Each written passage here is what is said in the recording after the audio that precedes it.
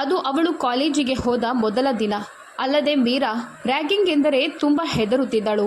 ಕಾಲೇಜಿಗೆ ಬರುವ ಮೊದಲು, ನೋಡಮ್ಮ ಮೀರಾ, ಅಲ್ಲಿ ನೀನೊಬ್ಬಳು ಮಾತ್ರ ಇರೋದಿಲ್ಲ. ಅದು ಯೂನಿವರ್ಸಿಟಿ. ಅಲ್ಲಿ ವಿದ್ಯಾರ್ಥಿಗಳ ಸಂಖ್ಯೆ ತುಂಬ ಹೆಚ್ಚಾಗಿರುತ್ತದೆ. ಆ ಕಡೆ ಈ ಕಡೆ ವಿದ್ಯಾರ್ಥಿಗಳು ಓಡಾಡಿಕೊಂಡಿರ್ತಾರೆ. ಮೀರಾ, ನೀನೇನು ಭಯಪಡುವ ಅಗತ್ಯವಿಲ್ಲ ಎಂದು ಮನೆಯವರು ಅವಳಿಗೆ ಬಹಳಷ್ಟು ಧೈರ್ಯ ತುಂಬಿ ಅವಳನ್ನು ಕಳುಹಿಸಿದ್ದರು. ಅದು ಮಾತ್ರವಲ್ಲದೆ ಅವಳ ಅಪ್ಪ ಅಮ್ಮ ಅವಳನ್ನು ಯೂನಿವರ್ಸಿಟಿಯ ಎಂಟ್ರೆನ್ಸ್ ಗೇಟ್ವರೆಗೆ ಡ್ರಾಪ್ ಮಾಡಿ ಹೋಗಿದ್ದರು. ಆದರೆ ಅವಳು ಮಾತ್ರ ನಡುಗುತ್ತಾ ಹೆಜ್ಜೆ ಇಡುತ್ತಾ ಗೇಟ್ ದಾಟಿ ಒಳಗೆ ಬಂದಿದ್ದಳು. ಮೀರಾ ಮೈ ತುಂಬ ಅವಳ ಚೂಡಿದಾರದ ದೊಡ್ಡದಾದ ಶಾಲನ್ನು ಸುತ್ತಿಕೊಂಡು ತನ್ನನ್ನು ಮರೆಮಾಡಿಕೊಳ್ಳಲು ಪ್ರಯತ್ನಿಸುತ್ತಿದ್ದಳು. ಕಪ್ಪು ಬಣ್ಣದ ಸೈಡ್ ಬ್ಯಾಗನ್ನು ಹಿಡಿದುಕೊಂಡು ತನ್ನ ಡಿಪಾರ್ಟ್ಮೆಂಟ್ ಯಾವ ಕಡೆ ಎಂದು ಯೋಚಿಸುತ್ತಾ ಚಿಂತಿಸುತ್ತಿದ್ದಳು. ತಾನು ಏನು ಮಾಡಬೇಕೆಂದು ಅವಳಿಗೆ ಅರ್ಥವಾಗುತ್ತಿರಲಿಲ್ಲ. ಯಾವ ಕಡೆ ತನ್ನ ಡಿಪಾರ್ಟ್ಮೆಂಟ್ ಇದೆ ಎಂದು ಹುಡುಕಲಿ ಎಂದು ಯೋಚಿಸುತ್ತಾ ಸುತ್ತಲೂ ನೋಡುತ್ತಿದ್ದಳು. ಅಲ್ಲಿ ನಿರಾತಂಕವಾಗಿ ಯುವಕ ಯುವತಿಯರು ಸುತ್ತಾಡುತ್ತಿದ್ದರು. ಆದರೆ ಅವಳತ್ತ ಗಮನ ಹರಿಸಲು ಅಲ್ಲಿ ಯಾರೂ ನಿಲ್ಲಲಿಲ್ಲ. ಅವಳು ತುಂಬ ಆತಂಕಕ್ಕೊಳಗಾಗಿ ಭಯಪಡುತ್ತಿರುವಾಗ ಹಿಂದಿನಿಂದ ಮೃದುವಾದ ಮತ್ತು ಸಿಹಿಯಾದ ಮೇ ಐ ಹೆಲ್ಪ್ ಯು ಎಂಬ ಧ್ವನಿ ಕೇಳಿ ಬಂತು. ಆಗ ಮೀರಾ ತನ್ನ ತಲೆಯನ್ನು ಮೇಲಕ್ಕೆತ್ತಿ ತನ್ನ ಎದುರುಗಿದ್ದವಳನ್ನು ನೋಡಿದಳು. ಎದುರು ನಿಂತಿದ್ದವಳು ಮೀರಾಳ ಜೊತೆ ನಿಷ್ಕಳಂಕವಾಗಿ ನಗುತ್ತಿದ್ದಳು. ಅವಳ ಧ್ವನಿಯನ್ನು ಮತ್ತು ನಗುವನ್ನು ಕೇಳಿದಾಗ ಮೀರಾಳ ಗಂಟಲಿನಿಂದ ಹೂ ಎಂಬ ಶಬ್ದ ಹೊರಬಂದಿತು. ನೀನು ಕಾಲೇಜಿಗೆ ಹೊಸದಾಗಿ ಬಂದಿದ್ಯಾ ಎಂದು ಅವಳು ಮೀರಾಳಲ್ಲಿ ಕೇಳಿದಳು. ಮೀರಾ ಹೌದು ಎಂದು ತಲೆ ಅಲ್ಲಾಡಿಸಿದ್ದಳು. ನೀನು ಯಾವ ಡಿಪಾರ್ಟ್ಮೆಂಟ್ ಎಂದು ಕೇಳಿದಾಗ ಮೀರಾ ಅರ್ಥಶಾಸ್ತ್ರ ಎಂದು ಅಪರಾಧವನ್ನು ಒಪ್ಪಿಕೊಳ್ಳುವಂತೆ ತಲೆಬಾಗಿಸಿ ಉತ್ತರಿಸಿದಳು. ಹಾಗಾದರೆ ನೀನು ಇಲ್ಲಿ ಯಾಕೆ ನಿಂತಿದ್ಯಾ ಎಂದು ಆ ಹುಡುಗಿ ಕೇಳಿದಳು. ನನಗೆ ನನ್ನ ಡಿಪಾರ್ಟ್ಮೆಂಟ್ ಎಲ್ಲಿ ಅಂತ ಗೊತ್ತಾಗ್ತಿಲ್ಲ ಎಂದು ತಡಕಾಡುತ್ತಾ ಮೀರಾ ಅವಳಲ್ಲಿ ಹೇಳಿದಳು. ಅವಳು ಮೀರಾಳ ಭಯದ ಮಸುಕಾದ ಮುಖವನ್ನು ನೋಡಿದಳು. ಅಲ್ಲಿ ನೋಡು ಎಂದು ಹಿಂದೆ ಕೈ ತೋರಿಸುತ್ತಾ ತಿರುಗಿ ಅವಳ ಹಿಂದಿನ ವಿಭಾಗವನ್ನು ನೋಡಿದಳು. ಅರ್ಥಶಾಸ್ತ್ರ ವಿಭಾಗವು ಸ್ಪಷ್ಟವಾಗಿ ಬರೆಯಲ್ಪಟ್ಟಿತ್ತು. ಆ ಹುಡುಗಿ ಆಶ್ಚರ್ಯದಿಂದ, ಅರ್ಥಶಾಸ್ತ್ರ ವಿಭಾಗವು ನಿನ್ನ ಹಿಂದೆಯೇ ಇದೆ ಎಂದು ಕೈ ತೋರಿಸುತ್ತಾ ಹೇಳಿದಳು. ಮೀರಾ ಇದ್ದಕ್ಕಿದ್ದಂತೆ ತಿರುಗಿ ನೋಡಿ ಮುಜುಗರಕ್ಕೊಳಗಾದಳು. ಹುಡುಗಿ ತನ್ನ ಪರಿಚಯವನ್ನು ಮೀರಾಳ ಜೊತೆ ಮಾಡತೊಡಗಿದಳು. ಅಂದಹಾಗೆ, ನನ್ನ ಹೆಸರು ರಾಶಿ. ನಾನು ರಸಾಯನಶಾಸ್ತ್ರದಲ್ಲಿ ಸ್ನಾತಕೋತ್ತರ ಪದವಿ ಮಾಡುತ್ತಿದ್ದೇನೆ. ಇದು ನನ್ನ 2ನೇ ವರ್ಷದ ಕೊನೆಯ ಸೆಮಿಸ್ಟರ್. ಬಿಳಿ ಬಣ್ಣದ ಸೂಕ್ಷ್ಮವಾದ ಕೈಯನ್ನು ಅವಳ ಕಡೆಗೆ ಚಾಚಿ ತನ್ನನ್ನು ಪರಿಚಯಿಸಿಕೊಂಡಳು. ಮೀರಾ ಹಿಂಜರಿಕೆಯಿಂದ ಅವಳೊಂದಿಗೆ ಕೈ ಕುಲುಕಿದಳು. ನಿನ್ನ ಹೆಸರೇನು ಎಂದು ರಾಶಿ ಕೇಳಿದಳು. ಮೀರಾ ಎಂದು ಮೃದುವಾದ ಸ್ವರದಲ್ಲಿ ಮೀರಾ ಹೇಳಿದಳು. ಸುಂದರ ಮತ್ತು ಆತ್ಮವಿಶ್ವಾಸದ ರಾಶಿಯ ಮುಂದೆ ಅವಳಿಗೆ ತುಂಬ ಕೀಳಾದ ಭಾವನೆ ಉಂಟಾಯಿತು. ನೈಸ್ ನೇಮ್ ಮೀರಾ, ನಿನ್ನ ವಿಭಾಗವು ಮುಂದಿದೆ. ನಿನಗೆ ಯಾವುದೇ ಸಮಸ್ಯೆ ಇದ್ದರೆ ನೀನದನ್ನು ನನ್ನೊಂದಿಗೆ ಹಂಚಿಕೊಳ್ಬೋದು. ಸಂಕೋಚ ಪಡಬೇಡ ಎಂದು ರಾಶಿ ತನ್ನ ಕೈ ಸನ್ನೆಯೊಂದಿಗೆ ಆ ದಿಕ್ಕಿಗೆ ತೋರಿಸುತ್ತಾ ತುಂಬ ಪ್ರೀತಿಯಿಂದ ಹೇಳಿದಳು. ನಂತರ ಮೀರಾ ತನ್ನ ತಲೆಯನ್ನು ಅಲ್ಲಾಡಿಸಿದಳು. ಬಾ, ನಾನು ನಿನ್ನನ್ನು ನಿನ್ನ ಡಿಪಾರ್ಟ್ಮೆಂಟ್ಗೆ ಬಿಡುತ್ತೇನೆ ಎಂದು ಹೇಳಿದಳು. ವಾಸ್ತವವಾಗಿ ಯೂನಿವರ್ಸಿಟಿ ತುಂಬ ವಿಶಾಲವಾಗಿರೋದ್ರಿಂದ ಮೊದಲ ದಿನ ಹೊಸ ವಿದ್ಯಾರ್ಥಿಗಳು ಆಗಾಗ್ಗೆ ಆತಂಕಕ್ಕೊಳಗಾಗುತ್ತಾರೆ. ಆದರೆ ನೀನೇನು ಚಿಂತೆ ಮಾಡಬೇಡ. ಇಲ್ಲಿ ಈಗ ಎಲ್ಲವೂ ಸ್ಟ್ರಿಕ್ಟ್ ಆಗಿದೆ. ಈಗ ಯಾವುದೇ ರೀತಿಯ ರ್ಯಾಗಿಂಗ್ ಇಲ್ಲ. ನೀನಿಲ್ಲಿ ಯಾರನ್ನಾದರೂ ಕೇಳಿದರೆ ಅವರು ನಿನ್ನನ್ನು ನಿನ್ನ ವಿಭಾಗಕ್ಕೆ ಕರೆದೊಯ್ಯುತ್ತಾರೆ ಎಂದು ರಾಶಿ ಸಾಮಾನ್ಯವಾಗಿ ಹೇಳಿದಳು. ಅವಳು ಮೀರಾಳ ಕೈ ಹಿಡಿದುಕೊಂಡು ಅವಳ ವಿಭಾಗಕ್ಕೆ ನಡೆಯುತ್ತಿದ್ದಳು. ಮೀರಾಳ ಹಿಂಜರಿಕೆ ಈಗ ಸ್ವಲ್ಪ ಕಡಿಮೆಯಾಗುತ್ತಿತ್ತು. ನನಗೆ ಕೆಲವರು ಸ್ನೇಹಿತೆಯರಿದ್ದಾರೆ, ನೀನೇನು ಭಯಪಡಬೇಡ, ನಾನವರಿಗೆ ನಿನ್ನನ್ನು ನೋಡಿಕೊಳ್ಳಲು ಹೇಳುತ್ತೇನೆ ಎಂದಳು. ನಂತರ ಅವಳು ಅವಳನ್ನು ತನ್ನ ತರಗತಿಗೆ ಕಳುಹಿಸಿ ಹೋದಳು. ಮೀರಾ ನಡುಗುವ ಹೆಜ್ಜೆಗಳೊಂದಿಗೆ ತರಗತಿಗೆ ಪ್ರವೇಶಿಸಿದಳು. ಎಲ್ಲರೂ ಅವಳನ್ನು ನೋಡಿದರು. ಅವಳು ದೊಡ್ಡದಾದ ಕಪ್ಪು ಶಾಲಲ್ಲಿ ತನ್ನನ್ನು ಮರೆಮಾಡಿಕೊಂಡಿದ್ದಳು. ಅವಳು ಕಪ್ಪಾಗಿದ್ದರೂ ತುಂಬ ಸುಂದರವಾಗಿ ಮುಗ್ಧಳಾಗಿ ಕಾಣುತ್ತಿದ್ದಳು. ಆದರೆ ಸ್ವಲ್ಪ ಅಂಜುಬುರುಕಳಾಗಿ ಕಾಣುತ್ತಿದ್ದಳು.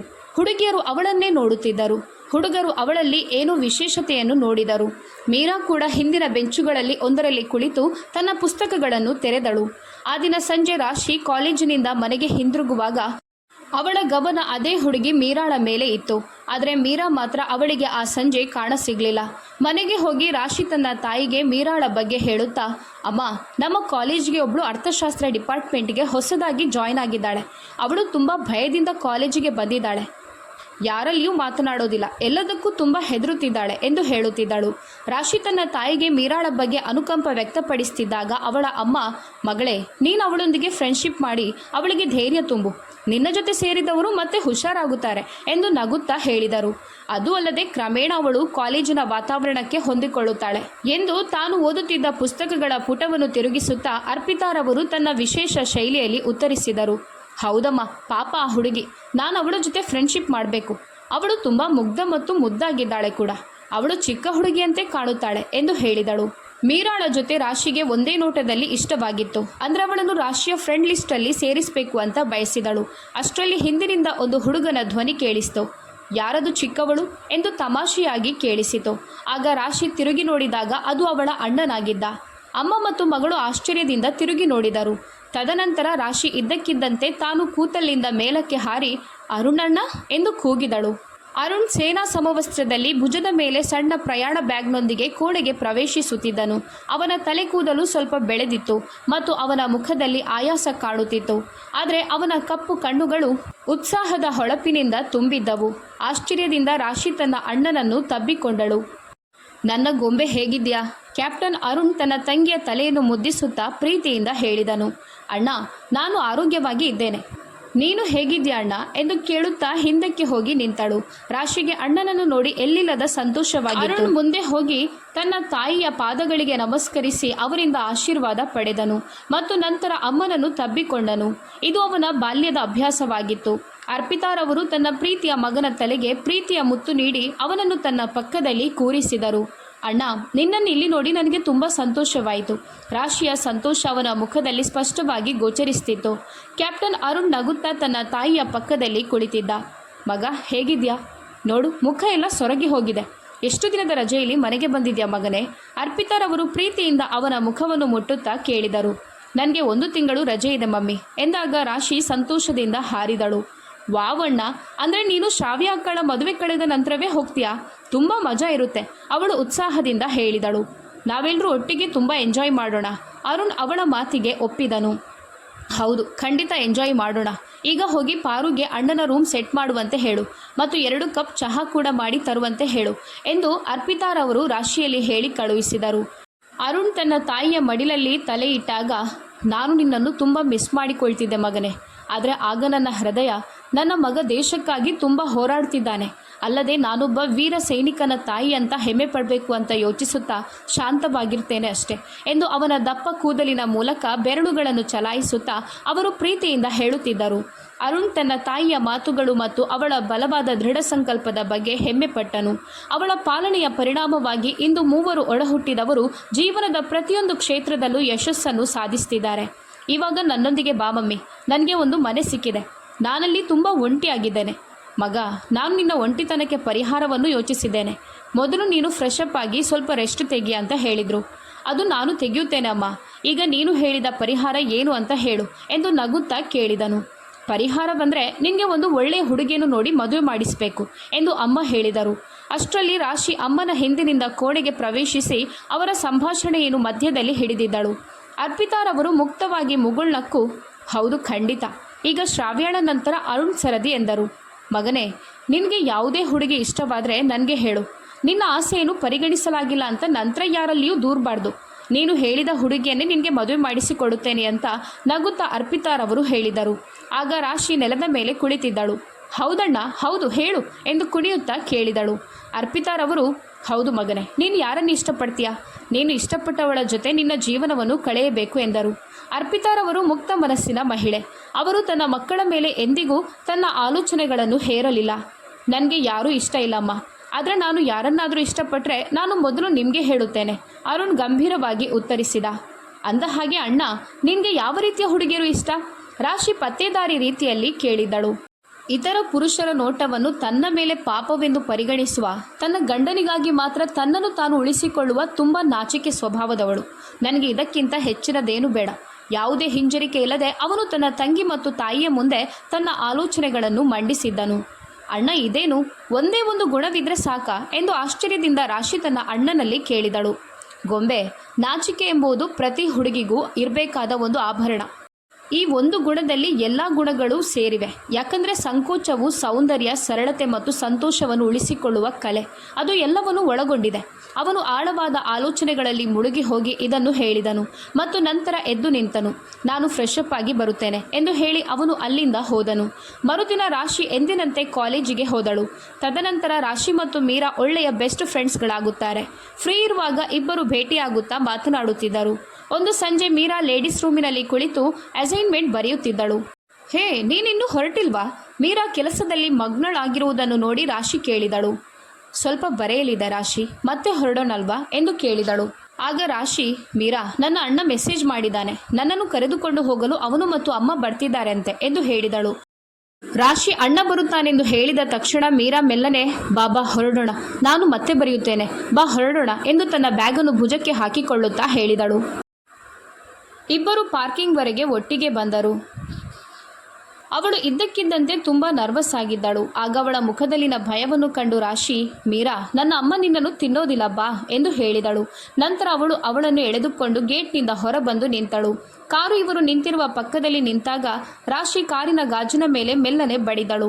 ಕೆಲ ಹೊತ್ತಿನ ಬಳಿಕ ಕಾರಿನ ಗಾಜು ಕೆಳಗೆ ಮಾಡಿದರು. ನಂತರ ಒಂದು ಸುಂದರ ಪುರುಷ ಧ್ವನಿ ಮೀರಾಳ ಕಿವಿಗೆ ಬಡಿಯಿತು. ಆದರೆ ಕಾರಿನಲ್ಲಿ ಕುಳಿತಿದ್ದ ವ್ಯಕ್ತಿಯನ್ನು ಅವಳು ನೋಡಿರಲಿಲ್ಲ, ಯಾಕಂದರೆ ಅವಳು ರಾಶಿಯ ಹಿಂದೆ ನಿಂತಿದ್ದಳು. ಇಲ್ಲೇನು ಮಾಡ್ತಿದ್ದೀರಿ ಎಂದು ಅವಳ ಅಣ್ಣ ಕೇಳಿದಾಗ, ನಾವಿಬ್ಬರು ಮಾತನಾಡುತ್ತಾ ಇಲ್ಲಿ ನಿಂತಿದ್ದೆವು ಎಂದು ಹೇಳಿದಳು. ಅಮ್ಮ ಬನ್ನಿ, ನಾನು ನಿಮಗೆ ನನ್ನ ಆತ್ಮೀಯ ಗೆಳತಿ ಮೀರಾಳನ್ನು ಪರಿಚಯಿಸುತ್ತೇನೆ ಎಂದು ರಾಶಿ ಕಾರಿನ ಮುಂದಿನ ಸೀಟಿನಲ್ಲಿ ಕುಳಿತಿದ್ದ ಅರ್ಪಿತಾರವರಿಗೆ ಹೇಳಿದಳು. ಅರ್ಪಿತಾರವರು ಬಾಗಿಲು ತೆರೆದು ಹೊರ ಬಂದರು. ಅವರು ತಿಳಿ ಆಕಾಶ ನೀಲಿ ಬಣ್ಣದ ಸೀರೆ ಮತ್ತು ಸನ್ಗ್ಲಾಸ್ ಧರಿಸಿದ್ದರು. ಅಮ್ಮ ಆಗಿದ್ದರೂ ಮಾಡರ್ನ್ ಆಗಿ ತುಂಬ ಸುಂದರವಾಗಿ ಕಾಣುತ್ತಿದ್ದರು. ಮೀರಾ ನರ್ವಸ್ ಆದಳು. ಅರ್ಪಿತಾರವರು ಅವಳ ಕಡೆ ನಗುತ್ತಾ ನೋಡಿ ಮುಗ್ಧ ಹುಡುಗಿಯ ಕೆನ್ನೆಯನ್ನು ಪ್ರೀತಿಯಿಂದ ಮುಟ್ಟಿದರು. ಹಲೋ ಮಗಳೇ, ಹೇಗಿದೆಯಾ? ರಾಶಿ ನಿನ್ನ ಬಗ್ಗೆ ತುಂಬ ಮಾತನಾಡ್ತಿರ್ತಾಳೆ ಎಂದು ಅವರು ಪ್ರೀತಿಯಿಂದ ಹೇಳಿದರು. ಮೀರಾಳ ಮುಖ ಗುಲಾಬಿ ಬಣ್ಣಕ್ಕೆ ತಿರುಗಿತು. ಅಮ್ಮ, ಅವಳು ನನ್ನ ಪ್ರೀತಿಯ ಗೆಳತಿ ಎಂದು ರಾಶಿ ಉತ್ಸಾಹಭರಿತ ಸ್ವರದಲ್ಲಿ ತನ್ನ ಕೈಯನ್ನು ಒತ್ತಿ ಹೇಳಿದಳು. ಮೀರಾ ಮುಗುಳ್ನಕ್ಕಳು. ಆದರೆ ಅವಳ ನಗುವಿನಲ್ಲಿ ಸ್ವಲ್ಪ ಕೀಳರಿಮೆ ಇತ್ತು. ಹೇ ಅಣ್ಣ, ಒಳಗೆ ಕುಳಿತು ಏನು ಮಾಡ್ತಿದ್ಯಾ? ನನ್ನ ಆತ್ಮೀಯ ಗೆಳತಿಯನ್ನು ನಿನಗೆ ಭೇಟಿ ಮಾಡಿಸಲು ನಾನು ಕರೆದುಕೊಂಡು ಬಂದಿದ್ದೀನಿ. ನೀನು ಇಲ್ಲಿ ಕುಳಿತಿದ್ಯಾ? ನಿನಗೇನು ಜಂಬನಾ ಎಂದು ಅವಳು ತನ್ನ ಅಣ್ಣನನ್ನು ಬೈದಳು. ಓಹೋ, ನಾನೇನು ಮಾಡಬೇಕು ಮೇಡಮ್?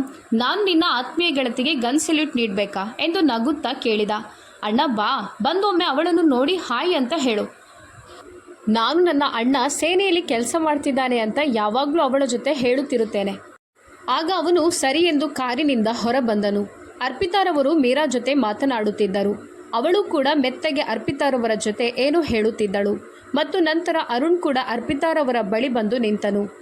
ಮೀರಾ, ಇವನು ನನ್ನ ಅಣ್ಣ, ಮತ್ತು ಅಣ್ಣ, ಇವಳು ನನ್ನ ಆತ್ಮೀಯ ಗೆಳತಿ ಮೀರಾ ಎಂದು ರಾಶಿ ಅವಳನ್ನು ಪರಿಚಯಿಸಿದಳು. ಮೀರಾ ತಲೆ ಎತ್ತಿ ನೋಡಿದಾಗ ಅರುಣ್ ತನ್ನ ಮುಂದೆ ನಿಂತಿದ್ದನ್ನು ನೋಡಿದಳು. ಅವನು ಕಪ್ಪು ಪ್ಯಾಂಟ್ ಮತ್ತು ಬಿಳಿ ಶರ್ಟ್ ಧರಿಸಿದ ಎತ್ತರದ ಹ್ಯಾಂಡ್ಸಮ್ ವ್ಯಕ್ತಿಯಾಗಿದ್ದ.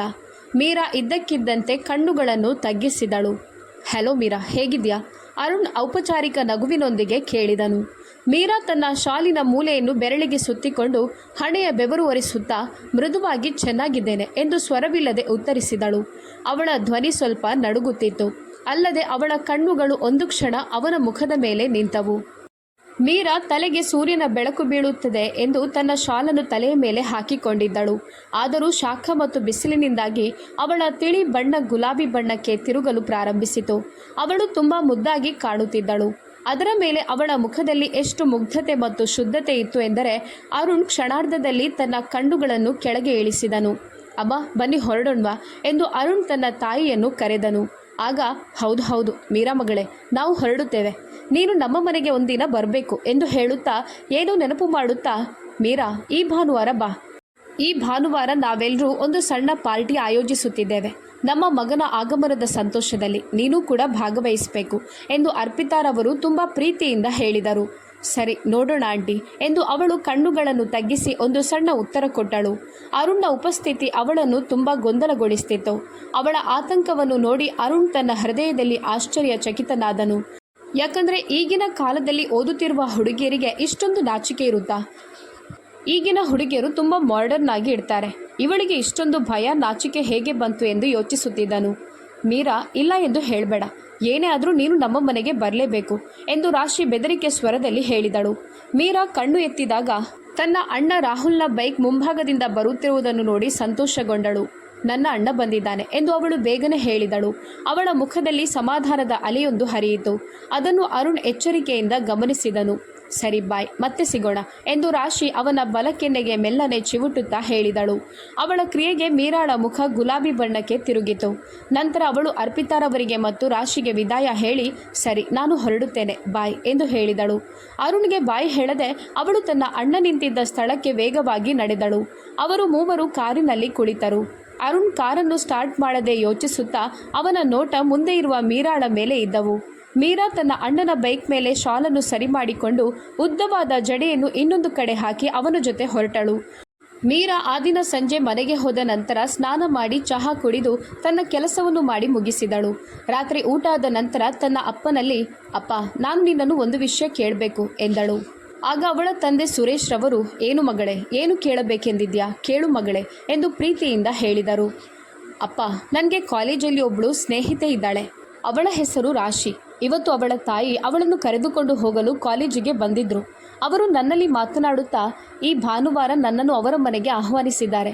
ಇದು ಕೇವಲ ಒಂದು ಸಣ್ಣ ಪಾರ್ಟಿ. ಅವಳ ಸ್ವಂತ ಕುಟುಂಬದ ಜನರು ಮಾತ್ರ ಇಡ್ತಾರಂತೆ. ಅವಳು ತನ್ನ ವಿನಂತಿಯನ್ನು ನಿಧಾನವಾಗಿ ವಿವರಿಸಿದಳು. ಮಗಳೇ, ನಿನ್ನ ಅಜ್ಜಿಗೆ ಹುಡುಗಿಯರು ಯಾವುದೇ ಅಪರಿಚಿತರ ಮನೆಗೆ ಹೋಗೋದು ಇಷ್ಟವಿಲ್ಲ ಎಂದು ನಿನಗೆ ತಿಳಿದಿದೆ ತಾನೆ. ಮತ್ತು ನಿಜ ಹೇಳಬೇಕಂದ್ರೆ ನನಗೂ ಅದು ಬೇಡ ಅಂತ ಅನ್ನಿಸ್ತಿದೆ. ಅಲ್ಲದೆ ಸ್ನೇಹವನ್ನು ಕಾಲೇಜಲ್ಲಿ ಮಾತ್ರ ಸೀಮಿತಗೊಳಿಸಿದರೆ ಸಾಕು ಅಂತ ನನಗೆ ಅನ್ನಿಸ್ತಿದೆ. ಯಾಕಂದರೆ ನಿನಗೆ ಗೊತ್ತು, ಇಡೀ ಕುಟುಂಬಸ್ಥರನ್ನು ಎದುರಿಸಿಕೊಂಡು ನಾನು ನಿನ್ನನ್ನು ಮುಂದಿನ ವಿದ್ಯಾಭ್ಯಾಸಕ್ಕಾಗಿ ಕಾಲೇಜಿಗೆ ಸೇರಿಸಿದ್ದೇನೆ ಅಂತ ಸುರೇಶ್ ರವರು ಗಂಭೀರವಾಗಿ ತನ್ನ ಮಗಳಿಗೆ ಹೇಳಿದರು. ಮೀರಾ ಹೌದು ಎಂದು ತಲೆ ಅಲ್ಲಾಡಿಸುತ್ತಾ ಅನೇಕ ವಿಷಯಗಳನ್ನು ಮನಸ್ಸಿನಲ್ಲಿಟ್ಟುಕೊಂಡು ಜಗಳವಾಡದೆ ಸದ್ದಿಲ್ಲದೆ ತನ್ನ ಕೋಣೆಗೆ ಹೋದಳು. ಅವಳ ಅಜ್ಜಿ ಮತ್ತು ಅವಳ ಅತ್ತಿಗೆಯಂದಿರು ಸಹ ಇದನ್ನು ವಿರೋಧಿಸಿದರು.